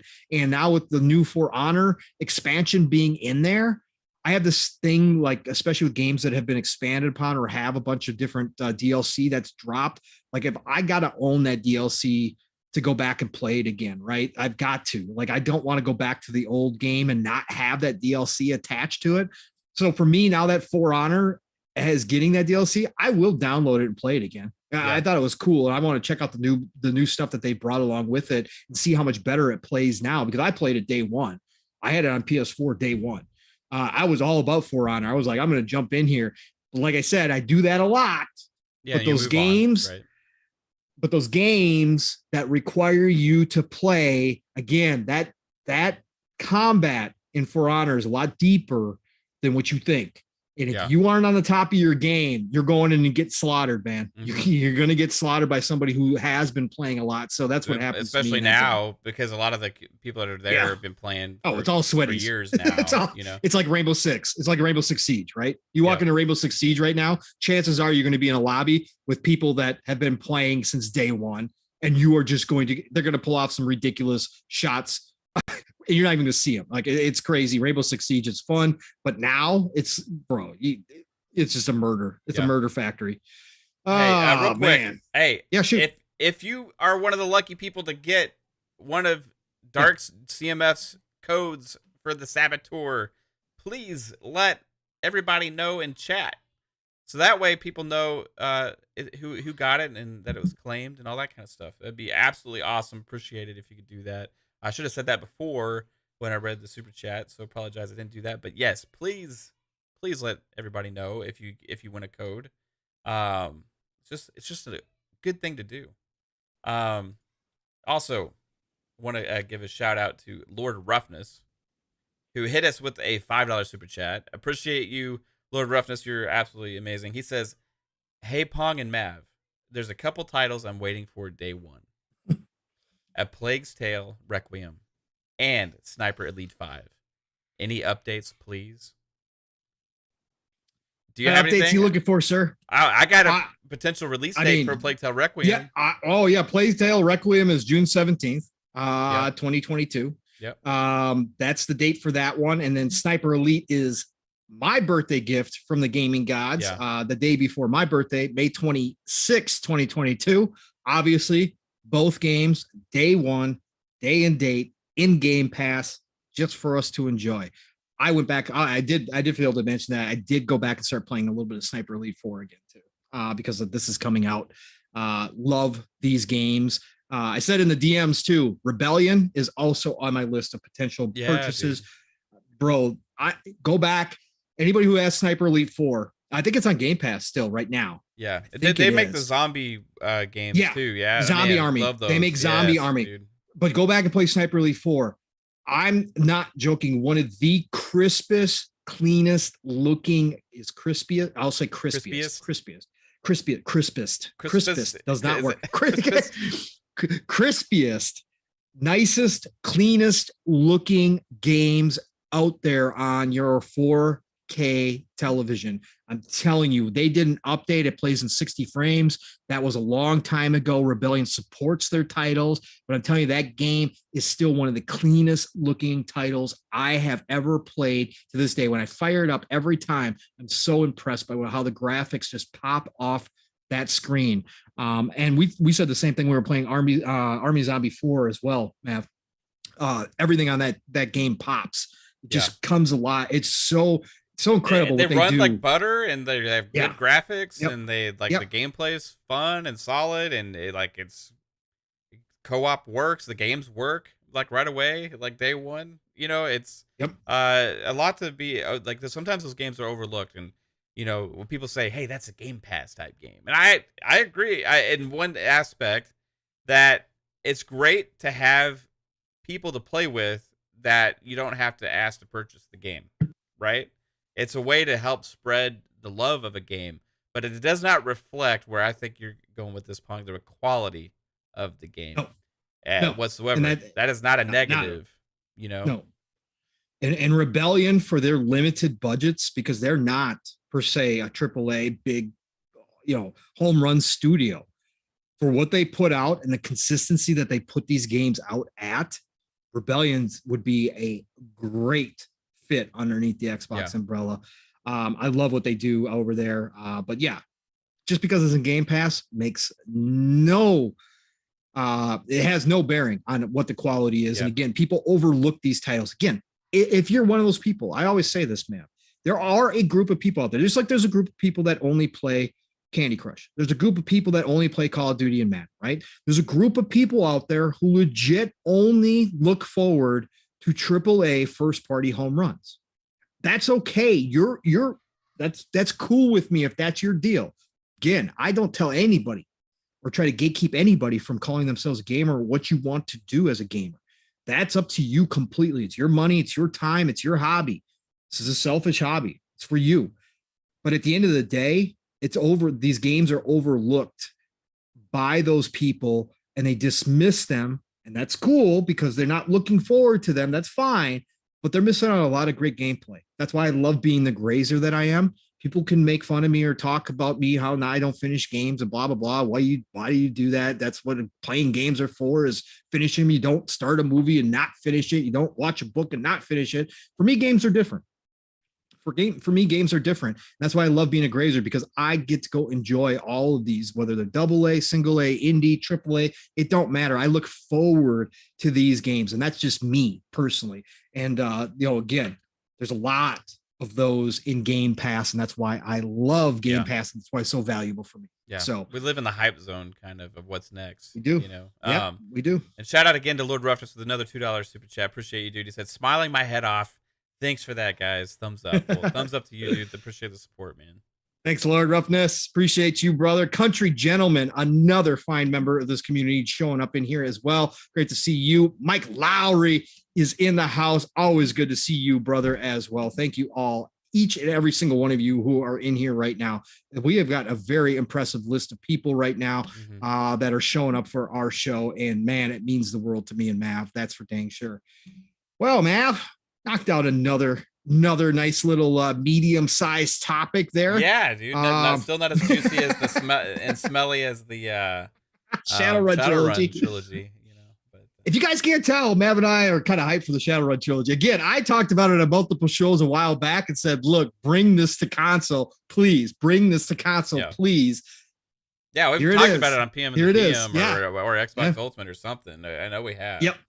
Yeah, we have. So, all right, Mav, where should we go to next? Hey, Mav, let's do this.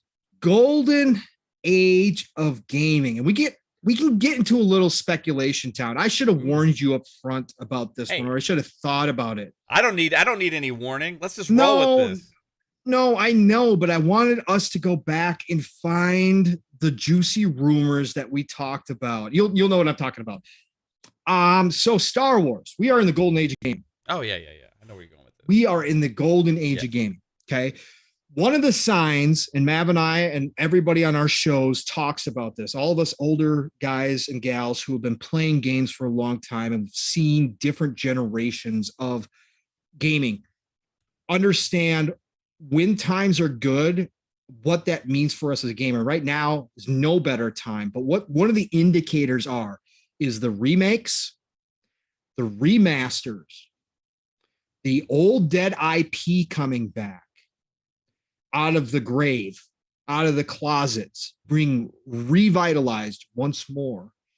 And another big one is the Star Wars IP is back in business in a gigantic way, Mav.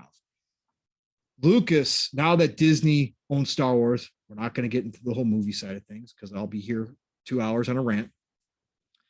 But Disney decided to refire up Lucas Arts. Well, it's called, what is it called now? Lucas Games or whatever the heck it is. I forget what it is called now. Refire them up. And after they made that terrible 10-year deal with EA, which gave us, I'm not going to say nothing because there was games that came out, but EA did not take advantage of being the only player in town to hold the Star Wars IP at all in any way, shape, or form. Yes, we got Fallen Jedi, which is great, fantastic.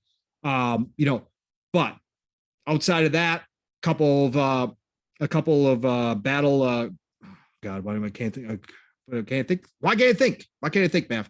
Battlefronts. Thank you. A couple Battlefronts. Outside of a couple Battlefronts, we didn't really get a whole lot from EA. So once that contract was coming to a close and we heard that Disney was interested in licensing out, giving out the Star Wars license to many more people than before, I don't even think in my greatest dreams, my greatest wishes that I would see this kind of influx of Star Wars games being made. Now, not every single one of these is going to be a hit. I understand that. But this is the way the old days were. Okay. Star Wars IP was alive and well. People were making Star Wars games after Star Wars games. And again, there's a lot of misses back in the day. People didn't understand how to make games around movies, and there was all sorts of kind of craziness going on back then. But we still got some really good games out of it. This generation, I think devs have a better idea how to handle an IP like Star Wars. So I think the chances are even greater that we're going to get more good than bad. But this week, it was officially confirmed that Amy Hennig over at Skydance New Media, Skydance, which used to be only film and TV, they got into the gaming space, brought on Amy Hennig. For anybody who doesn't know, Amy Hennig wrote, basically kind of created the original Uncharted, okay, plus many other freaking ridiculously good games as well in her career. She was working on a Star Wars game called, was it 1414, Mav? I think that was the name of it. That got canceled. That was one of the EA. 1313. 1313, thank you. You just 1414. 101 off. Yeah. 1313, which was one of the unfortunate cancellations by EA, which was stupid because that game was looking so good, because after it got canceled, some lost footage came out, or some of the footage that was left over from some of the early work they had done. That game was looking special and EA canceled it. Amy Hennig is a fantastic writer. She's a writer who respects the IP, she respects the history, and she respects the fans. I will always give Amy Hennig credit. There's a lot of writers who don't do those things, right? Do their own thing, don't give a shit about what the fans think, write their own way, put their own spin on things because they want to push some kind of narrative, whatever the case may be. And Amy Hennig's not like that.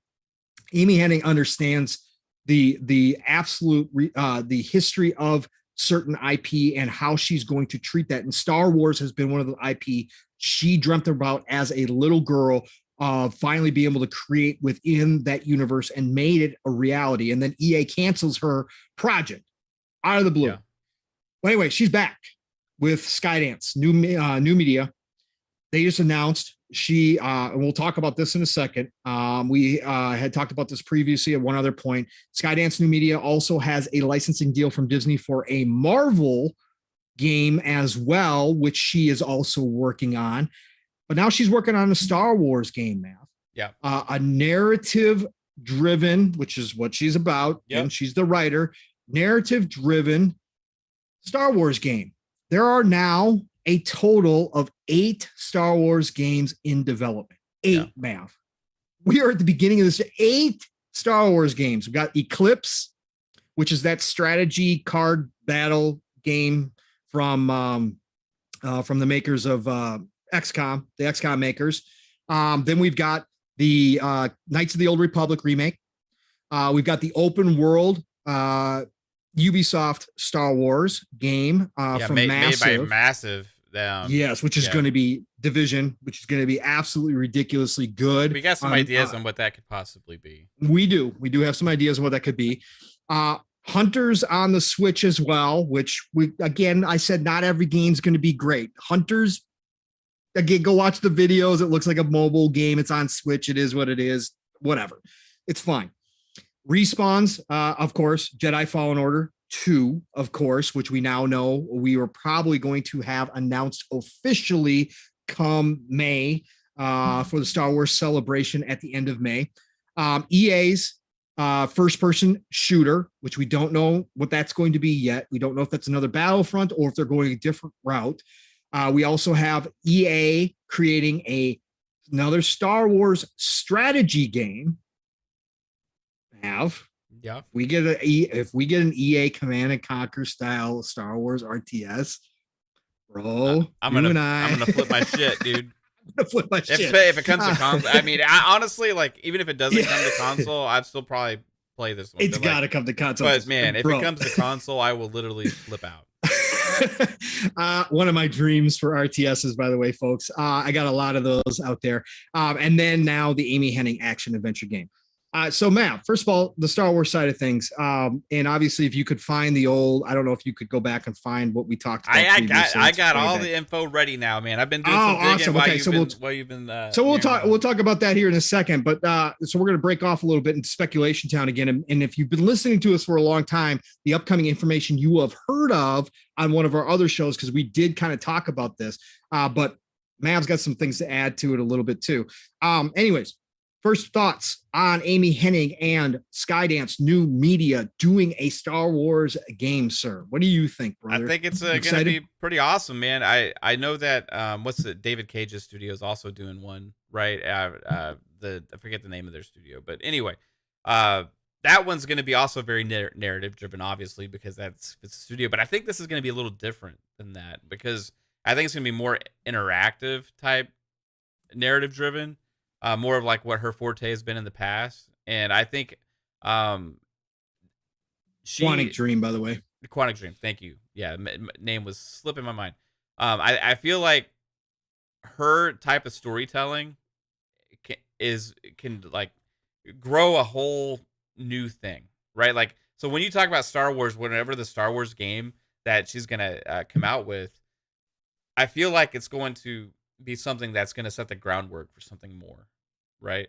It's just like her style, you know?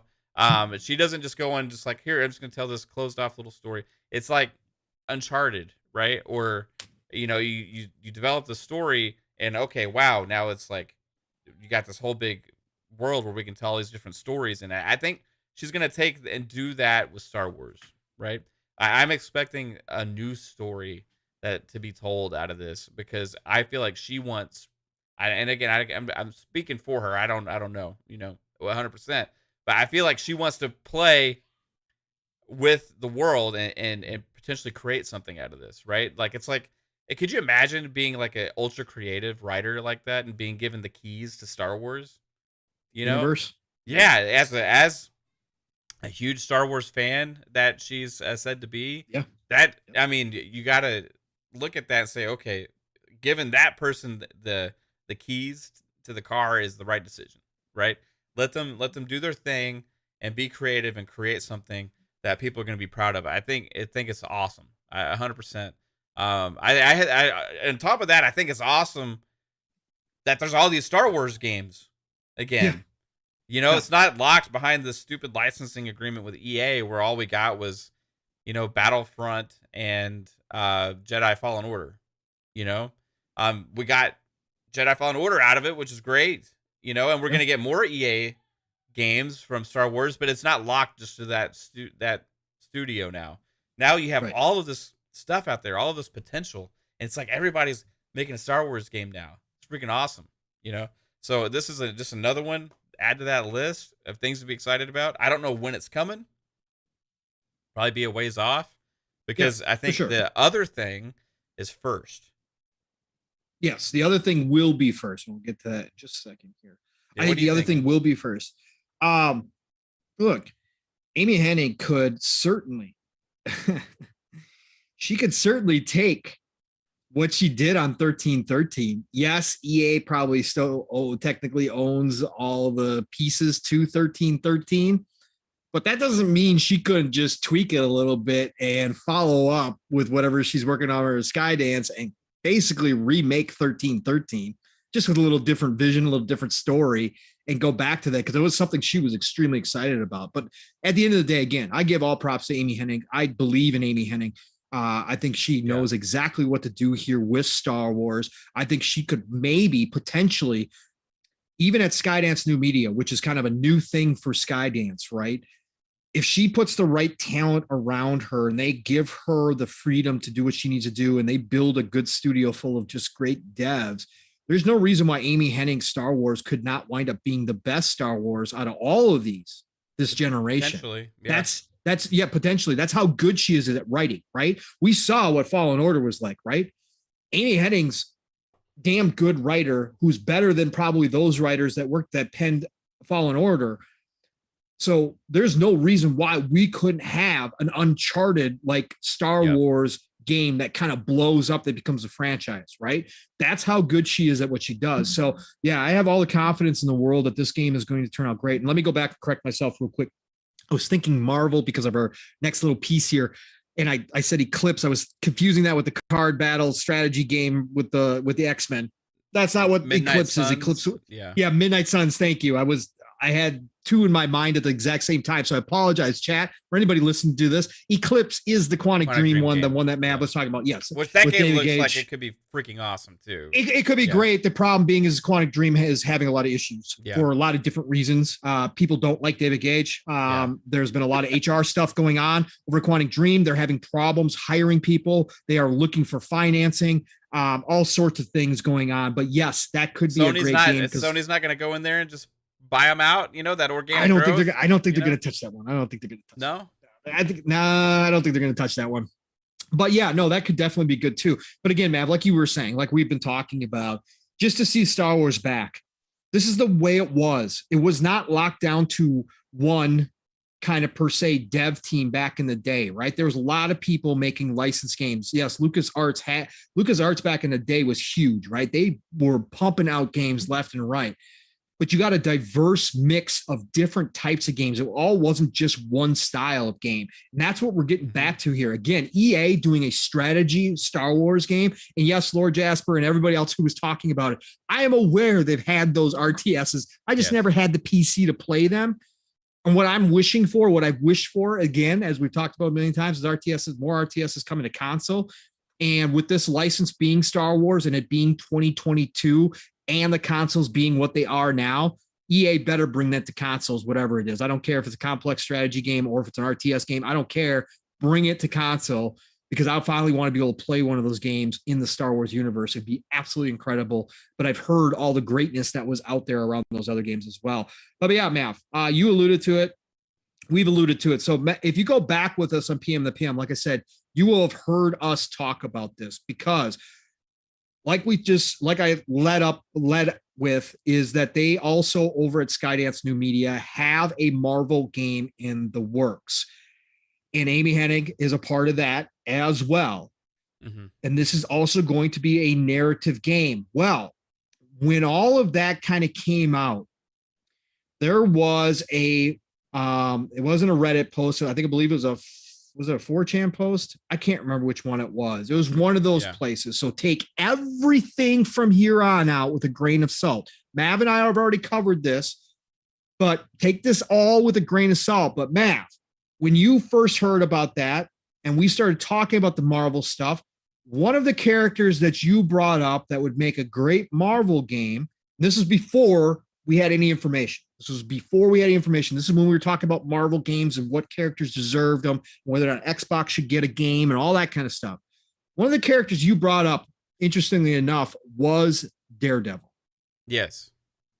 Correct? 100%. And I agreed with you again. Daredevil is an underutilized Marvel character and somebody who could have a great presence in a game. And Daredevil is a great pick. And then funnily enough, it came out that maybe Skydance New Media was getting a partnership with Marvel and that Amy Hennig was going to be working on it. And all of a sudden, this kind of piece of rumor information, heavily salt-laden, folks, dropped. So Mav, go ahead, take it away. Tell the people what you're going to be talking about here. Yeah, no problem. Let me get my mic back working. Okay. All right. So you're working. Hi. Sorry, but we're dealing with my daughter's had headset problems. What's going on with your headset, baby? You need me to keep talking? I can't help you with that. I'm sorry. I don't know. I'll fix it after. Okay. Okay. I don't know, baby. Hey, Pong, hold on. Okay, Pong, take it over for a minute. Yeah, sorry. No problem. So again, when Matt brought up this Daredevil, we all agreed that Daredevil will be great. Obviously, there was characters like Blade deserve a 1-2. Gambit deserves one as well. Spawn deserves one, of course. But Daredevil would fit a perfect role in a video game, right? You've got that detective stuff, a la Batman. You've got all of his superpowers would translate very well into a game setting. You could have some stealth to it. You've got the martial arts, the hand-to-hand. You've got all of that. You got some great villains to go along with Daredevil as well. So when we were talking about this little piece of rumor and information came out from Reddit, and it was either Reddit or 4chan. I can't remember. It's dropped by an anonymous poster. And it was very detailed in what game was being made. And funnily enough, or just randomly enough, or coincidental, or whatever you want to call it, it happens to be a Daredevil game that this person is talking about. And it kind of fit right in line with what we were talking about. Yep. Go ahead, Matt. Okay. Sorry about that. She said there was a knocking sound coming from her headset. And I'm like, okay, well, I don't know. Anyway. Did you tell her it's just the ghost? Yeah. Don't worry about that's what I said. They didn't like that. Chat, before we get into this too much, Spooky Sprocket, thanks for the $8 super chat. Appreciate you, dude. Again, says another donation so Mav can keep his magical unicorn happy and pumping out those rainbow Sundays. Never ending story. Yeah, appreciate you, dude. 100%, man. Love you. Okay, yeah. So Daredevil, this leak had come out kind of before, right? That there was a potential Daredevil game in the works, and a lot of people didn't really know what to make of it. But it was some of the facts of the reveal from Amy Hennig's game, the announcement kind of matched up and lined up with that, right? And there was what led credence to this leak was that the Wolverine game was also part of that original leak. Correct. Right? Which I forgot that piece. Yes. Which turned out to be true. No, there was Yes, nobody. this was prior. Yeah, it was Yes. prior to the announcement from Sony. Right. Nobody knew that this Wolverine game existed, right? And so there was two things. There was a Wolverine game and there was the Daredevil game. The Wolverine thing turned out to be true. So people are saying, okay, well, that means there's a Daredevil game, right? And then after that, Amy Hennig's announcement in October comes and they announce that they're working with Marvel on a game that's narrative driven. And some of the checkpoints just kind of line up on this. So speculation, we're having fun here, would lead us to believe potentially that Amy Hennig's game is a narrative-driven Daredevil game, right? And I'm going to go back to the announcement, actually. Skydance New Media, this is from Marvel, joins forces with Marvel Entertainment, Marvel Games, and Skydance New Media, creating an all-new interactive title. Skydance New Media, the interactive division of Skydance Media, helmed by award-winning writer and director Amy Hennig, announced today a partnership with Marvel Entertainment to develop a narrative-driven blockbuster action-adventure game featuring a completely original story and take on the Marvel Universe. This marks the first initiative from the new AAA game studio, which was formed by Hennig and EA veteran Julian Beek to pioneer a new category of story-focused interactive entertainment, a groundbreaking convergence of games, film, and television. So that was the original announcement from Marvel. So, when we think about what a Daredevil game could be, right? That we've kind of like thought about this, because Daredevil is blind, right? And he uses like echo type location type stuff, vibrations and things, and to be able to locate enemies, right? And trying to think about what this could be. You got potential open world adventure style, but narrative driven. I don't know if it's how open it is. If it's going to be more linear. It says very story focused. So, but the convergence of games, film, and TV is very interesting to me. I don't know if this is going to be something that's going to be chapter based or like come out in like they've done before in episodes, or if it's going to be something that's all in one, and then it's kind of like a very story focused experience, like you're watching a show, right? While you're playing the entertainment, maybe the show could go while you're playing with this could go in multiple different directions. The thing about Daredevil that would make sense for this kind of game is he's a lawyer, and he does a lot of investigating. And if you watch the Daredevil shows and you watch a lot of this stuff, he has to figure out and solve these problems, and that's a big part of who he is as a character. So I could completely foresee almost like a LA noir superhero like experience, right? In the Daredevil universe, where you're dealing with Kingpin and all these different potential scenarios. You maybe throw an Elektra in there and stuff like that, and you're trying to solve these crimes, solve this issue, because you got an innocent person you're trying to defend that was framed for the crime or whatever. And then you get into some of the action, right?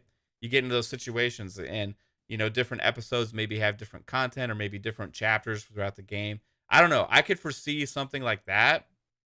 And the potential for this has me absolutely freaking excited, because this is something we haven't gotten in games a lot, where it's like, I'm not going to say like Daredevil's a B tier character. I'm just going to say he's not like as well known as Batman, right?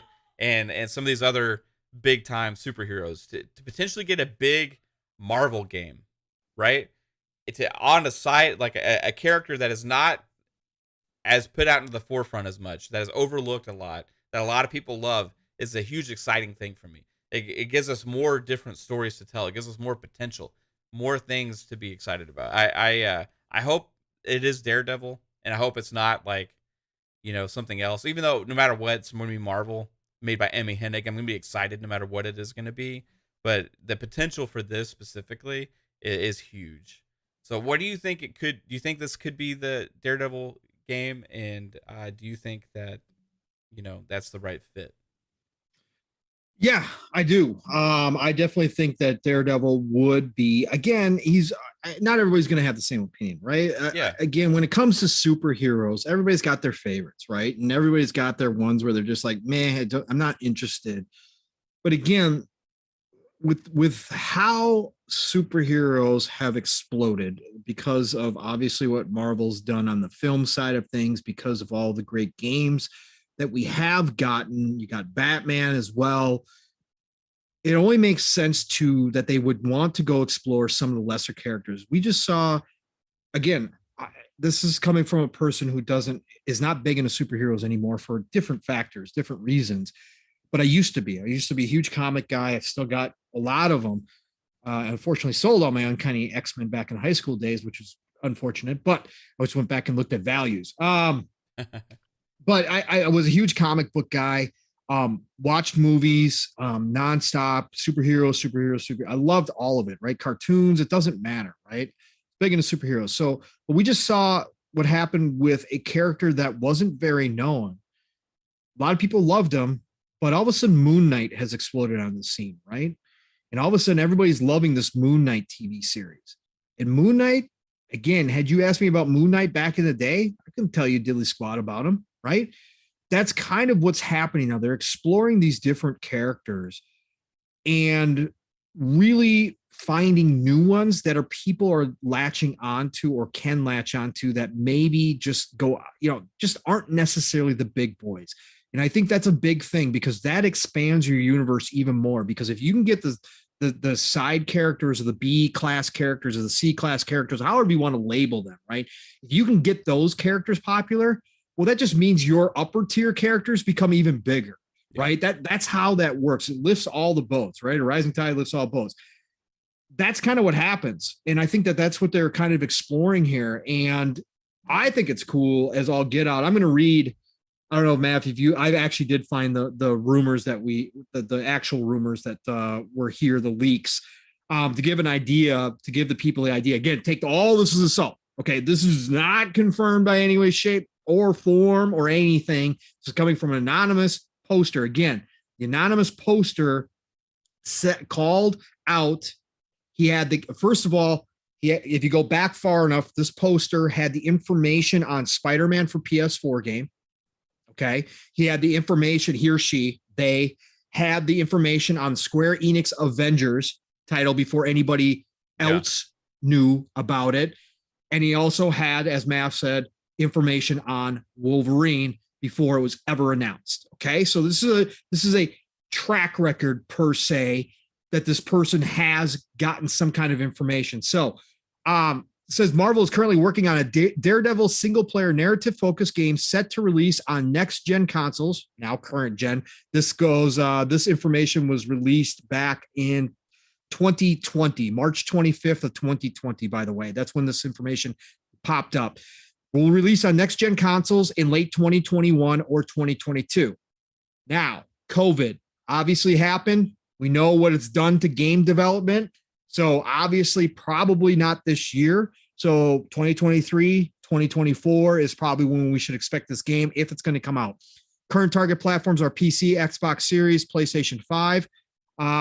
Game will be open world, modern day Chicago, and to offer a very dark noir style detective game, all focused on melee combat. Combat apparently similar to Arkham and Mad Max, but with some extra cooldown based abilities that are customizable through a skill tree. There will be an echolocation type mode to activate similar to Arkham Batman's detective mode. And during combat will allow for slow motion. And while roaming offers highlighted hints for clues relating to your current mission or open world available side missions. I couldn't possibly get too many details of the story, but the villain is apparently an older yet new to the game Bullseye.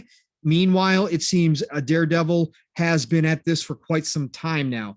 The map size was compared roughly to the size of a whopping 65 meters times 2, taking full advantage of next-gen SSD and other hardware capabilities. It seems that, however, that the free roam is only allowed at night and barely any missions will take place during the day, which makes sense. Similar to Spider-Man PS4, depending on where you are in the story, the open world is is at a set weather time effect. And then this is where the leak information from Wolverine came, was bonus leak. Again, this is March 25th, 2020 post. Early development has begun on a Marvel's Wolverine title. Unlike Marvel's Daredevil, it will not be an open world game and will instead be more of a God of War PS4-esque type game. Wouldn't expect a release for like 2 to 3 years. Right. All right. So again, and that was like all that's probably got pushed back because of COVID as well. Yeah, right? because of COVID. Right. Yeah. It's obvious, right? That's what happened here. And that's why we haven't heard about this game outside of just getting the announcement of Marvel having this license deal with new Skydance New Media.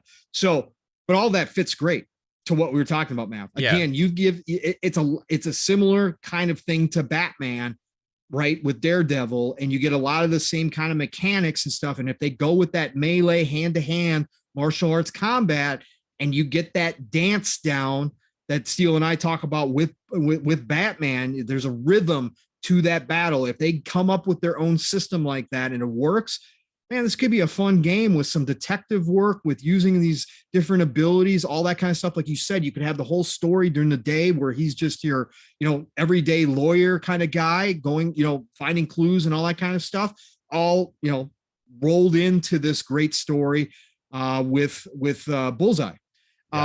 Which would be cool. I think this is a great, I think this would be a great choice if this turns out to be real. If this turns out to be real, I'm gonna have to go hunt this poster down and look at what he's posted at recently and see if there's been any new stuff out there, because this guy's got one hell of a track record if this one turns out to be correct, because nobody would guess this. Yeah, nobody would guess the only this. thing, again, like, because I've read this from other people that had the main question is why is Daredevil in Chicago and not Hell's Kitchen, right?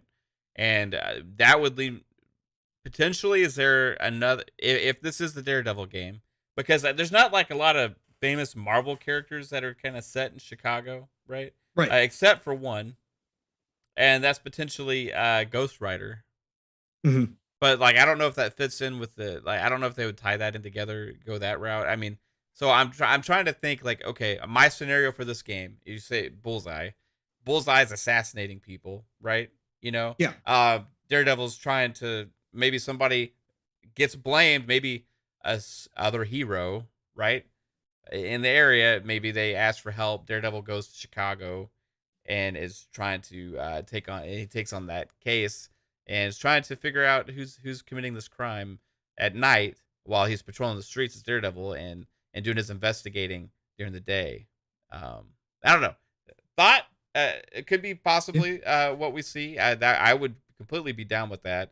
I just don't know what the Chicago link is, and I'm trying. Well, they did say it could be. It's an older, like further along, like Daredevil's older in this, right? So maybe he moved to Chicago. Maybe moved to Chicago. Maybe he had something happen where he had to go to Chicago and just kind of wound up staying there. Who knows? Obviously, there's a lot of different ways you could write that story. Sure, it would take him out of kind of his canon location, right? Yeah. But we've seen that happen before too. Mm-hmm. It doesn't have to be locked to Hell's Kitchen. And Chicago is a great setting for somebody like him, right? For that kind of detective. I mean, it's great. I mean, it's like Metropolis, right? That's what Chicago is. Especially if you're trying to make use a bigger, environment, because Hell's Kitchen in itself is like fairly small. So if you're trying to go to like a big city and you're trying to have it pretty large, then it makes sense to take it there. And maybe they didn't want to go the New York approach because, that's already been done with like Spider-Man and stuff. Yeah, no, Chicago's great. Chicago's great, man. Mm-hmm. I can see it all the way. So why not do it? I think it's cool, man. That was October of last year when we talked about that already. Was it? You found our notes from it? Yeah, I found all the notes. Yeah, that was October of last year. I had it in the Xbox Ultimate. Did we talk about it on Ultimate? We must have. Probably. I mean, that's when the game. That's when the Marvel game was revealed as being in development. So that makes sense. Yeah, kind of crazy. Oh man, good topics, chat.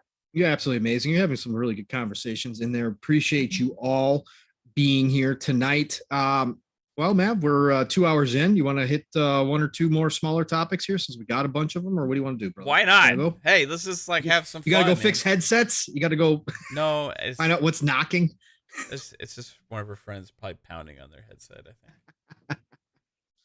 All right. Where should we go to next? You got anything you want to talk about, man? I kind of picked out all the topics here. Oh, You want you to get did? anything? Okay. Kind of. Let me go back to our DMs earlier when we were just Yeah, you got anything talking. you want to touch on? I mean, Um, we've got the ad controversy, man, there's so much non-controversy. stuff, dude. The thing is, like, We okay, got Sega, you know, bringing back old IPs potentially. We've got World of yeah. Warcraft Well, new expansion, I Outriders was expansion. curious. I mean, there is a Yeah, huge focus on remasters and remakes right now, and I know a lot of yeah, people are yeah, kind yeah. of sick of it, right? But then also Yeah. there's so much dormant IP that people love, and the Sega thing, you know, they announced Jet Set Radio coming back, Crazy Taxi. Personally, those weren't my games. I know that like there's a lot of people that absolutely love those games, so I'm super happy for you and everybody else, right? But it seems like those are going to be a big time uh investment for them because it's supposed to be part of their super game initiative, right? You remember when Xbox partnered with them for the cloud and their super game initiative? This is supposed to be part of that. And then you also see interesting tweets afterwards, like Sarah Bond, you know, pushing the Sonic controller from like I think it was third party company. Razer. Yeah, Razer did Razer. it. Yeah, so that Yep. there's different, you know, there's like kind of the Sega Xbox love going on right now. But besides that, what is next in this golden age of gaming? Like, what do you want to see? What's your number one request? Because you got Shadowrun now is being remastered and brought to the Xbox, or being updated at least. And brought to console. It's coming in Game Pass. You're not gonna have to pay for it. I know that was one of your number one requests.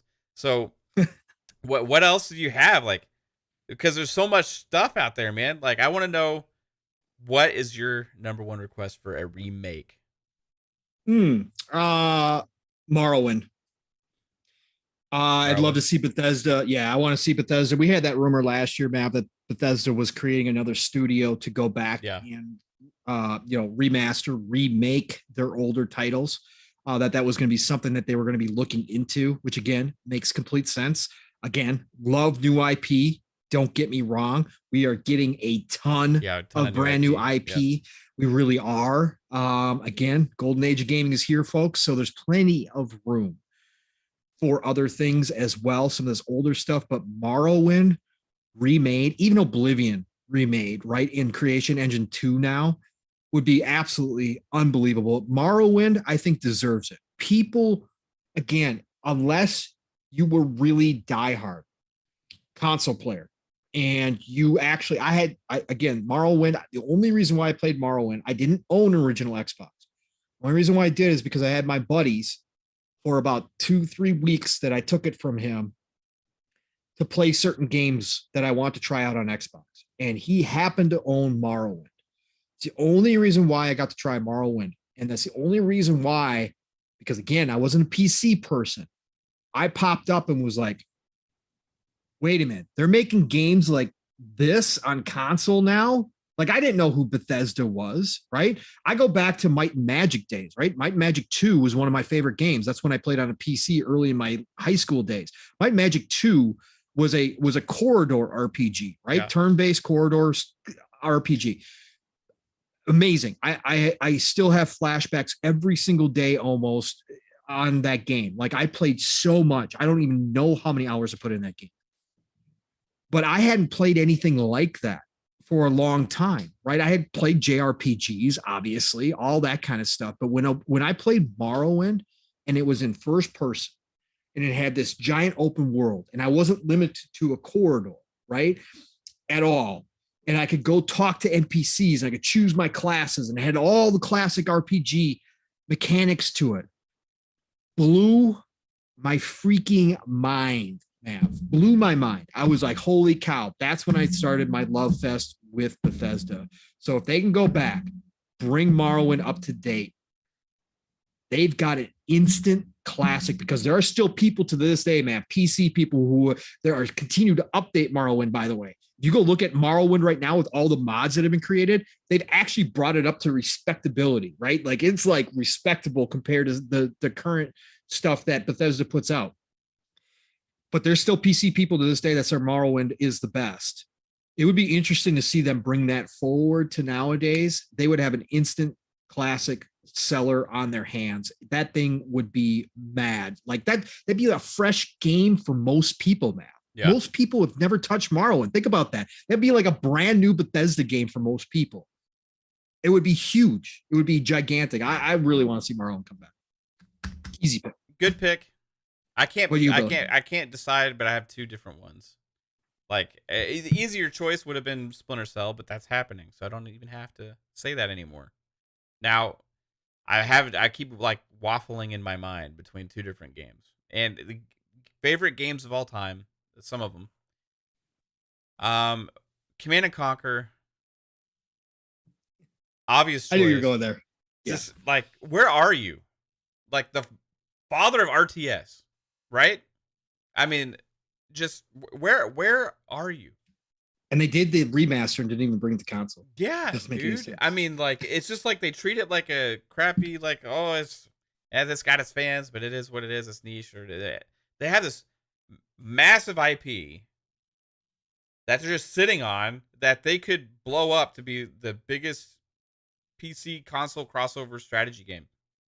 You know, no different than Blizzard abandoning StarCraft, right? It's weird. It's strange. I mean, it's also you could do so much with esports with that stuff, and like especially with like StarCraft and new StarCraft. I mean, but yeah, dude, it's like, what is going on? How can you not make a new Command and Conquer game in that long? That is absolutely insane. So that's 1A, and then 1B. It's something I'm never going to see.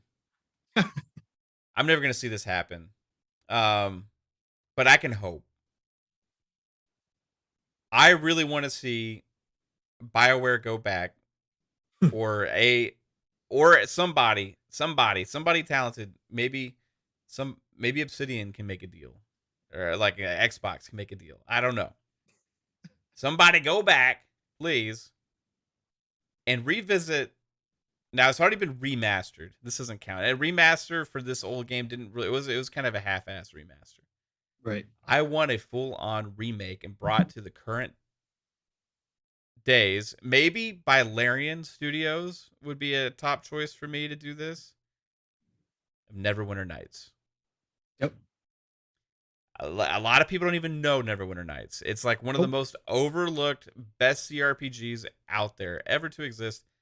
And I will battle people about the skill and progression system in that game was the best ever for any Western RPG, period. Ooh. I stand by that. I've played a lot of them. I can't think of another game that I can put 1,000 hours into and then unlock a new chain of abilities that completely change the way my character plays, and forever. Now the other thing is, with the way they handled their custom server browsers and stuff, people could like host their own worlds and all this kind of stuff, and it was a blast to go into that. Plus, you also had the regular game. You know, just it doesn't hold up well, right? That's the thing about it. Like it doesn't hold up well because it was one of the first 3D like RPGs, right? Yeah, correct. It was one of the first 3D RPGs, so it doesn't hold up well because of that, right? But if they could find a way to go back and revisit it and rebuild it, and with all the same skill trees and the same like classes and abilities and have all that stuff and bring it out across all platforms and stuff, please look at what Larian's done with games like Divinity, you know, and things like that. It's very possible, right? We're going to see Baldur's Gate eventually come to console, right? As well. So it's very possible. Baldur's Gate, the original Baldur's Gate, was the forefather of Neverwinter Nights, right? So it's very, very, very possible we could see it done. I just want to see it done the right way and handled properly. So Neverwinter Nights, that's 1B. It deserves more attention and praise than that game's gotten. One of BioWare's crowning achievements. Good choice. Good choice. I can't deny it. Again, I picked up the remaster and I started it again. And you're right. It doesn't. Again, when you go back to those that old of a style, you really do have to kind of remove yourself from the current, and you kind of gotta put yourself in a fake time machine in order to play it and say, hey, look, I know how much better this could be nowadays and how dated this is, but this is still the game that I fell in love with all those years ago. Like it's really sometimes a chore. Gotta get those fire beetle bellies. Yeah, exactly. You know what I'm talking about. Yeah, I know what you're talking about. Of course I do. But I think that would have real potential. I think there's a lot of that. Jade Empire is another one, right, Mav? Jade Empire should have been done a long time ago. There are so many classics, especially when we start talking about RPGs, CRPGs, strategy games, so many classics that need to come back or should come back, deserve to come back these days. Because these are almost like new IP again at this point. Yeah, right? That's what I'm saying. That's what I'm saying. That's what I said about Morrowind. It would be a brand new Bethesda game for a lot of people, right? That's the exact same thing. Like you were just saying with Neverwinter Night, there's a whole group of people that never played Neverwinter Night, right? It had some amazing expansions too. It had like 3 expansions that were just absolutely great, incredible. Correct. So. Correct. I again, it is. If it's going to be done, again, there's hope. As long as this industry continues to grow the way it does, as long as we've got all these studios out there looking for content, the potential, it's the potentially all those things could eventually get touched again, right? All the IP could get touched again. And it's just a matter of who is going to say, God, I remember Neverwinter Nights. God, we could do such a great job with that nowadays. Let's go try to get that. Let's go try to cut a deal. I want to go back to that world and see what we can do with it. And again, there are some games that are lost forever because the licensing is so freaking ridiculously screwed up, because the old contracts back in the day screwed up a lot of stuff. They had no foresight. They had no crystal ball that said that the industry was going to become what it becomes today and all that it's going to entail, right? They had none of that. So a lot of the licensing is just so messed up. You can't get the IP. But I do think that this generation has that potential, Mav, that we're going to see some of that stuff that we never thought we'd see come back. Just like I never thought, I thought Knights of the Old Republic was dead. I didn't think they're going to go back. Again, that's why I was happy when it was announced, even if it's a Sony timed exclusive or even if they wrap it up as exclusive. I'm just happy it's coming back, because I thought that was dead because Disney killed it as canon, right? It's over with. It's not canon according to Disney. So I never thought it was going to be touched. I didn't think that anybody would go back to that IP, and I thought it was just going to linger there. Now, we don't know how it's going to turn out, but hey, we're getting Knights of the Old Republic remake. That's freaking fantastic, right? That's great. So I just really think that we're going to see more of that this time around. Like you said, with Sega talking about going back to Jet Set Radio, people thought that was impossible, that Sega was never going to go back to Jet Set Radio again. I'm a big fan. I don't even care if they come out as free to play. I don't care if it comes out as monetized to all hell. I don't care if they're trying to turn it into the next Fortnite, however they're going to do that. The fact that we're getting another Jet Set Radio is cool as hell, or hopefully will. Same with Crazy Taxi. Never thought we'd see that. They gave permission. They gave permission to that one company to make that offshoot one that swap meet Crazy Taxi that just came out last year, which turned out to be not good. They gave permission to that company to do it. I thought it was dead. Now here we are. They're talking about investing more money into these games than they ever have before. They want these things to be gigantic. Why they picked these 2 titles, I don't know. It's Sega, but I'm happy they did, right? And it's all because we're in this freaking moment in time in 2022 where it is the golden age of gaming, and I'm excited about it. I can't wait to see what else comes out. Oh, what are the odds that those 2 games come to Game Pass with the whole Sega Xbox cloud very good initiative? Especially if they're going to do free to play, it's going to be there, right? Yeah, they're going to be there day and day. We'll probably get bonuses, right? Game Pass will have their free to play. Bonuses. I guess at that point wouldn't even matter. Yeah, free to play will be everywhere. Maybe Game Pass perks or something like that. Yeah, that's what I'm saying. We'll probably have perks, right? For sure. And I think that that's part of that initiative with them. Again, that was part of the big, super massive, awesome game initiative or whatever the hell they called it. That I can't wait to see, because again, a viable, or I should say a healthy Sega, no matter what, at the end of the day, is a great thing, because that IP catalog they have is like Capcom's. And if they start going back to those because they're in a healthy spot, all the better for us gamers. Not everyone has to be for you, but the fact that we get Sega games still in 2022 from where Sega was after they got out of the console business and then failed miserably with Sonic, to now see Sonic movies crushing it, and all of a sudden them talking about these super big, gigantic game initiatives, and they've seemingly have figured all that out, and they're trying to turn it around. We're getting a new Sonic open world style game. Yeah. Bro, I'm excited that Sega's back. And I think that's all part of where we are. Again, golden age of gaming, people. This is the reason why you're seeing this stuff happen. And I'm super, super excited for this stuff. And Embracer Group, my God, people, Embracer Group is saving the double A's themselves and buying up old IP and revitalizing it. Embracer Group, go figure out Neverwinter Nights, please. Go figure that out. Get it, make it. Let's do it. Come on, Embracer. You're doing everything else. You're doing Time Splitters, for God's sake. Who owns Larian now? Are they like part of somebody? Like, are they independent? Because they do some of the best CRPG work out there, like right now, and they do a great job of making them playable on console. Correct. So, and we're seeing more of that too, which is fantastic to see. I honestly don't know, bro. I wouldn't mind Weird West developers even taking a stab at something like that. You know, like I don't know. Yeah, they're just, again, the Arcane folks are so good at, and again, that's the whole, those are ex-Arcane devs. They're so good at brand new IP and being really unique. It is. I just keep doing that, Arcane. Okay, keep doing that. Redfall could be the next big looter shooter just because it's Arcane, because they're going to bring something different to it because it's Arcane. That's what again, all these studios have different. Yeah, and Weird West is made out of the from devs that came from Arcane, right? Yeah. So, ex-Arcane devs. Correct. Man, I can't wait for Redfall to see what that's going to be like. Yep. Just throwing that out there. Embracer Group bought Perfect World. Oh, you're right, Laura, because Perfect World just got absorbed into Gearbox today. That was another small piece of news. Gearbox had a couple different moves today.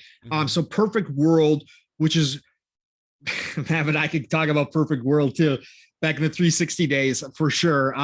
Double A, janky Western RPGs, but just ridiculously fun. Like so good, so unique. Perfect World has been around for a long time, made a lot of cool games. They just got absorbed into Gearbox. They said they're going to still continue on with what they do, but they're now just part of Gearbox. And so that's cool. And then Gearbox also picked up the small studio that helped with Tiny Tina's. Gearbox acquired them, and they are joining Gearbox as well, being absorbed into that team. So lots of movements from Gearbox ever since they got acquired by Embracer. Sounds like Embracer's kind of given Randy and his squad kind of the same thing that Microsoft does. Like, hey, go do your thing. We're just here to give you some resources. So tell us what you need. Gearbox is out here making moves, which again, Pitchford is Pitchford. He is what he is, but they still make great games. And I'm happy that Gearbox has found a home so they can continue to make stuff like Tiny Tina's because, man, that is a great freaking game. I'm telling you. Yeah, bro. Yeah, bro. I mean, I don't know. I mean, that dude, there's probably like 30 things, you know. So I mean, there is. There's really, I mean, there's nothing like big, you know. What I'll say now is, chat, you guys rock. Thanks for tuning in. I mean, we could like takes the easy way out. I love it. Chat, you rock for like 20 different topics now because there's just so much news. There's so much stuff happening. There's so many little things. Yeah. It's that, like I said, it's that time. We're getting into that anticipation of big news now, right? There's stuff cooking. There's stuff in the fires. I can foresee right now the meetings taking place about how are we going to announce this, like how much time are we going to allocate to this, making deals with the third party publishers and stuff about okay, well, how much time are you going to get at our show? When are you gonna come on? You're gonna do all this stuff going on in the works, and that's where you're having these insiders like Grub and stuff come out with this information that they have, and there's just a lot of things. And when you have PAX going on and you have media days going on there, you have a lot of extra traction that's going on because a lot of the devs are starting to put some of their information out there. You have stuff at times like this that gets to people that people are not privy to share with yet, and they are starting to make little hints online about big time potential news out there. It's just real interesting time, and I can't wait for April, May, June, because that's like game news Christmas, right? For a lot of us, and I'm freaking pumped for it, dude. I can't and wait. shout out to in-person events coming back. Shout out to PAX East. Yeah. Putting on the event. Shout out Man. to Iron Lords. I love shout seeing out to those guys all together. Yeah, Lemon, shout out to 108 yeah. Dragons. Yeah, Lemon. Shout out to the community members heading out to PAX East and doing the groundwork, man, and getting back to it. Stuff that I am jealous that I can't do. But man, shout out to all those guys getting out there and getting how bad did you want to be on that train sitting next to the Iron Lords playing that series? Come on, man. Dude. Come on. It'd be so much fun. Yeah. Again, Matt, we get to do it online, which is great now that there's the availability that we can all get together and play online. But to get together in person with a bunch of gamers, going to a gaming show, a gaming event, a gaming, whatever you want to call it, spectacle, and just having that camaraderie and that talk and people who are as passionate about you as we are about the video game industry alongside you, man, I can't. Someday, man, I want to be there with all of you guys. Yeah, I want to do it because I just think it'd be freaking unbelievable, man. And shout out to them. I hit them up on Twitter because Die by the Blade, which is this indie game that's out there, which is the spiritual successor to Bushido Blade. For all you old heads who don't remember Bushido Blade, talk about a hardcore one-on-one fighter, one hit, one kill fighter. Okay. Samurai style.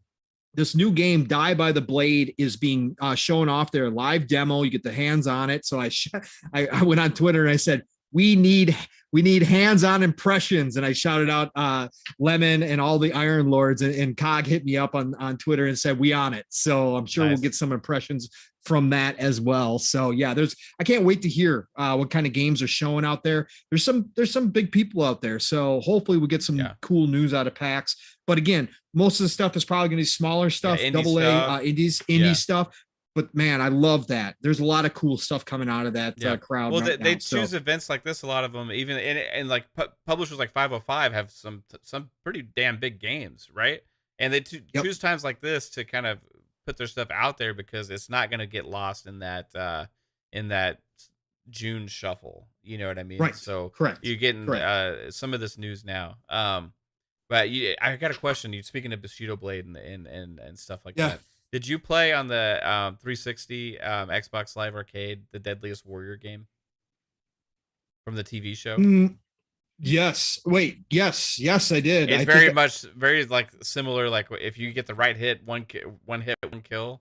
It was actually pretty good. Like it was based on a TV show, which was I did like that TV show, by the way. But it was based on a TV show. It was based on a TV show, but it had a different it's like a ninja versus like a samurai versus a gladiator versus like a Spartan. Yes. Okay, yes, I did play that game. Yes, it was a lot like that, for sure. And those games kind of died off, but they were like the Souls games of fighting. Yes, everybody likes to compare Souls. It was crazy, but you're talking about ending friendships. You're talking about battles. Bro, like angry because there was no coming back. Like if you screwed up, it was over with. There was a sword through your chest and you were toast. I'm talking about flat out drunk nights playing those games, being in heated conversations over that stuff. But those games have been kind of non-existent. So it's good to see the indie scene picking them up. And again, go watch this Die by the Blade. There's some video out there. Again, it's indie. It's not AAA. It's not all of a sudden going to blow your mind off the screen, but watch the movement and watch the style of play and you'll see what I mean. Chopping off limbs, one hit, one kills. It's good stuff, man. I hope we get some good impressions from the Iron Lords and Lemon about this game because I want to know that something good like that is coming. So I can't wait to hear. Yeah. Awesome, man. Well, hey, Pong, get us wrap us up. Should we get us everybody out of here? Look, Chad, you guys were all freaking amazing, right? This is episode 2022, PM to PM. I literally slid in the captain's chair at 6:01 Central Time, right? Because of traffic. Mav had everything ready to rock and roll because he is the master. But we did it. We pulled off another 2.5 hours plus of this show. We had some really good conversations, no big topics like we talked about. But look, Mav and I, except for that huge Shadowrun news. Yeah, the huge Shadowrun news that Mav had insider knowledge of. So yeah, if you're looking for insider knowledge, make sure you're following Mav on Twitter because he's probably going to break some more stuff here soon, right? So especially coming up on E3 time. I might trip over some things, like accidentally knock stuff over. You know, I'm not going to break any news, that's for sure. Anyways, Mav, hey brother, great show. Happy to be here. Thanks for taking care of all the background stuff. Caitlin, again, shout out to you. Extra special as always for doing all the layouts and the thumbnails and all that good stuff for us and tweeting it out when Mav and I are both busy. Can't do the show without you either. So thank you. But Mav, tell everybody what you got coming up tomorrow night, starting with Xbox Ultimate, of course. But what else you got going on, brother? Yeah, dude. Tomorrow we do have Xbox Ultimate podcast. Our good friend in the community and also fellow podcaster, I reached out to him because I've been meaning to ask him to be on the show tomorrow, and I'm not just tomorrow, but I've been meaning to have him on the show. I decided, hey, man, I keep putting this off. I need to reach out to the guy. So I reached out to Sourblow Gaming. He is going to be on our show tomorrow on Xbox Ultimate podcast. You can catch him. He's on a few different podcasts. He's an absolutely awesome dude out there. So I'm excited to have him and get his thoughts on some of these other topics. We'll maybe like find some fun things to talk about tomorrow. Again, like there's not a lot of huge news out there. I know Lupa is excited to talk about some Assassin's Creed stuff. So we'll probably dive into a little bit more Assassin's Creed tomorrow and just have some good old fun. And also, yeah, FSP is moved to Mondays, guys. So Mondays is at 6 p.m. Eastern time. So 3-Bit has joined that panel. Jasper's on that panel. Fuzzy's on that panel. And also when Key's back, he will be on that panel as long as it's going to work out for him. And then also we have this show and we have Fun Pop on Wednesdays. Man, we just got a holy shit. There's a lot going on this channel. But speaking of this show, next week, I sent the signal out. You saw him here earlier in the chat. Gave a little hint, right? Next week on PM in the PM, tune in because I have got confirmation that the man, the myth, the legend, Randall Thor 19 will be here to sit in the chair between Pong and I and have to listen to us ramble on for a couple hours about video games, which I'm sure he's super excited to do. Rand's an awesome guy. I'm looking forward to having him and Jez's show go for 3-4 hours. Yeah, now, you're right. So. They do. Yeah. Yep.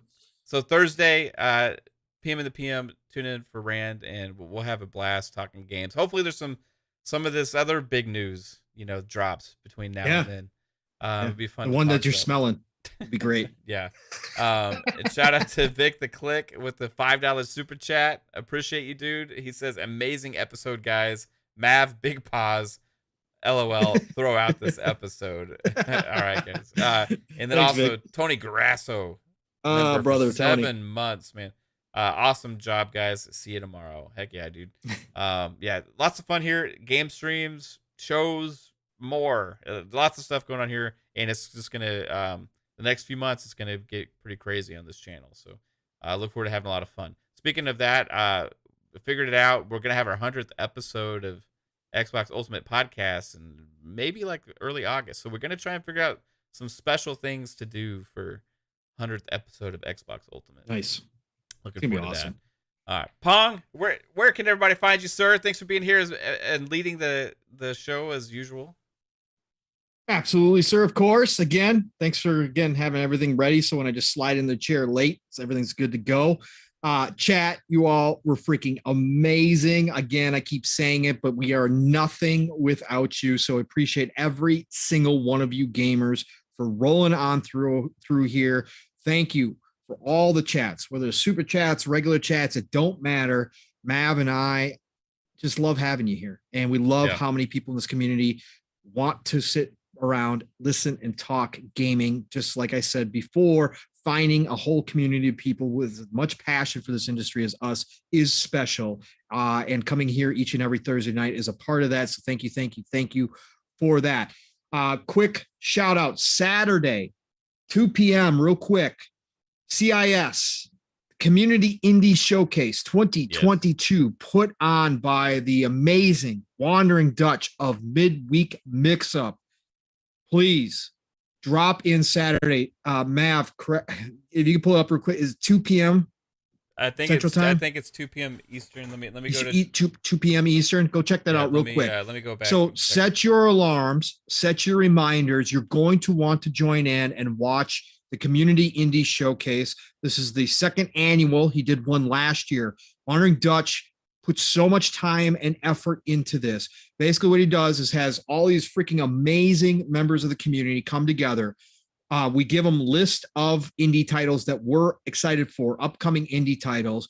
And then he goes and puts together the entire show just based on those lists. He goes and gets all the trailers. He goes and finds all the information. He edits the entire thing. Wandering Dutch is an absolute beast when it comes to this. The guy, this is a big show. And then on top of all these fantastic, phenomenal creators that I'm humbled to be a part of in this show, he reached out to Aaron Greenberg, and Greenie agreed to show up, and Greenie's got a little part in the CIS 2022 as well. It's a big deal, folks. So join us April the 23rd, Saturday, 7 p.m. BST, 2 p.m. Eastern Time, 11 a.m. Pacific Standard Time. Jump in there. Over 100 indie titles are going to be shown. There might be some surprises in there as well. Dutch has hinted at there might be some brand new indies showing there, right? Breaking first time ever. Who knows? Showing. So, maybe. Who knows? I don't know. Maybe. Dutch hinted at it, but please join us there. It's going to be obviously it was recorded, but it's going to be a live showing of it, and I will definitely be in chat, and I'm sure Mav, if he's able to, will be there as well. So CIS 2022 Saturday, set your alarms. That's right. It's going to be a fun time. Look, you can find me Pong Soul, Xbox, Twitter. You guys know the drill there. And then tomorrow night, Xbox Ultimate, I will be there as well. Never know what time I'm popping in. I'm going to try to be there on time, but again, work is work, but I'm definitely going to try to be there on time tomorrow night. Xbox Ultimate, 9 p.m. Eastern, 8 o'clock Central Time. Drop in. We're going to have a great show as we always do. Saturday mornings, season 2 starts of the Living Split Screen. That's right. My brother from another Steel Rain and I just celebrated 1 year last week of episodes. Yeah. We've been doing it for over a year, but we had episode 52 last week. So season 1 is officially over. Season 2 starts tomorrow. We talked about it last week. We're going to start selling season passes, battle passes to Living Split Screen, maybe some NFTs. Yeah. Who knows? For season 2. No, I'm just joking. Of course, we're not going to do that stuff. But anyway, got the best Pong Soul NFT on this channel. Already. You do. But there's plenty out there. Trust me. Anyways, Living Split Screen, 10 a.m. Eastern, 9 o'clock Central Time, 3 p.m. UK time. Be over there. We've now I think we're at 515. We're on mission 1K to 1,000 subscribers. That was a fantastic milestone for us as well. 4.5 hours last week. Don't know how long this week's going to be, but it'll be 3+ hours with Steel and I. Just drop in. Again, you don't have to stay for the whole show. We don't expect it. Drop in and see us. Bring a friend. Maybe you guys will like what you hear over there. Subscribe us. Again, help us out. Share us out when I share out my posts and Steel shares out his. Anything you do is much appreciated. But we're going to have a good time Saturday morning, so set those alarms as well. 10 a.m. Eastern, 9 o'clock Central Time. Living Split Screen, all one word. And then, of course, we're going to see CIS 2022 during the afternoon. And then to end your Saturday night, the Shop Podcast, PTK Blam's channel. Be there. This is a big show. It's been doing it for over 6 years.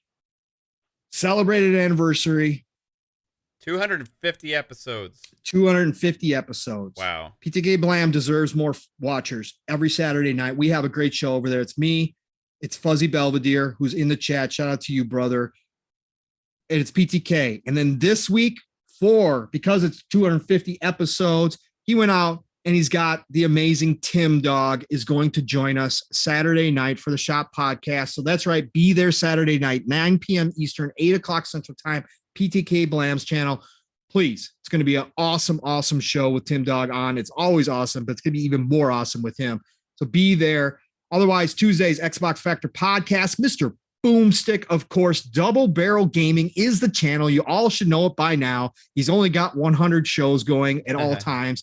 Be there for Xbox Factor Podcast, Tuesdays, 12 p.m. Eastern, 11 o'clock Central Time. I don't think I'll be there this week, but again, it doesn't matter. There's so many great people there. And again, it's all Xbox talk. It's so much fun over there. Boom is such a great show and such a great leader in this community. Yeah. So be there. Mav's there when he can be. Boxenberger, of course. DJ as well. And then, of course, N64 Josh has now joined the panel as Mr. Joanna Dark has had to dip out. So please be there Tuesday, 12 p.m. Eastern, 11 o'clock Central Time, Xbox Factor Podcast. Otherwise, you haven't heard me say it in the last 10 minutes. It is the golden age of gaming, people. It is. It truly is. Stop arguing about nonsense in this community. Go enjoy your games. There is so much to play right now. Go have some fun, no matter what it is. Please. That's what this hobby's all about. Keep your eye open. News is going to start dropping here soon. Like Mav said, we're coming into that time. It's going to get crazy around here sooner than later. So enjoy all of it. Play what you love what you play. Thank you all for joining us on PM in the PM. Pong and Mav in the PM. We will check you out next week, and I will talk to you real soon. Mav, get us the heck out of here, brother. Love you. Heck yeah, man. Thanks, chat. You guys rock. Appreciate you. Have a good one. Good night.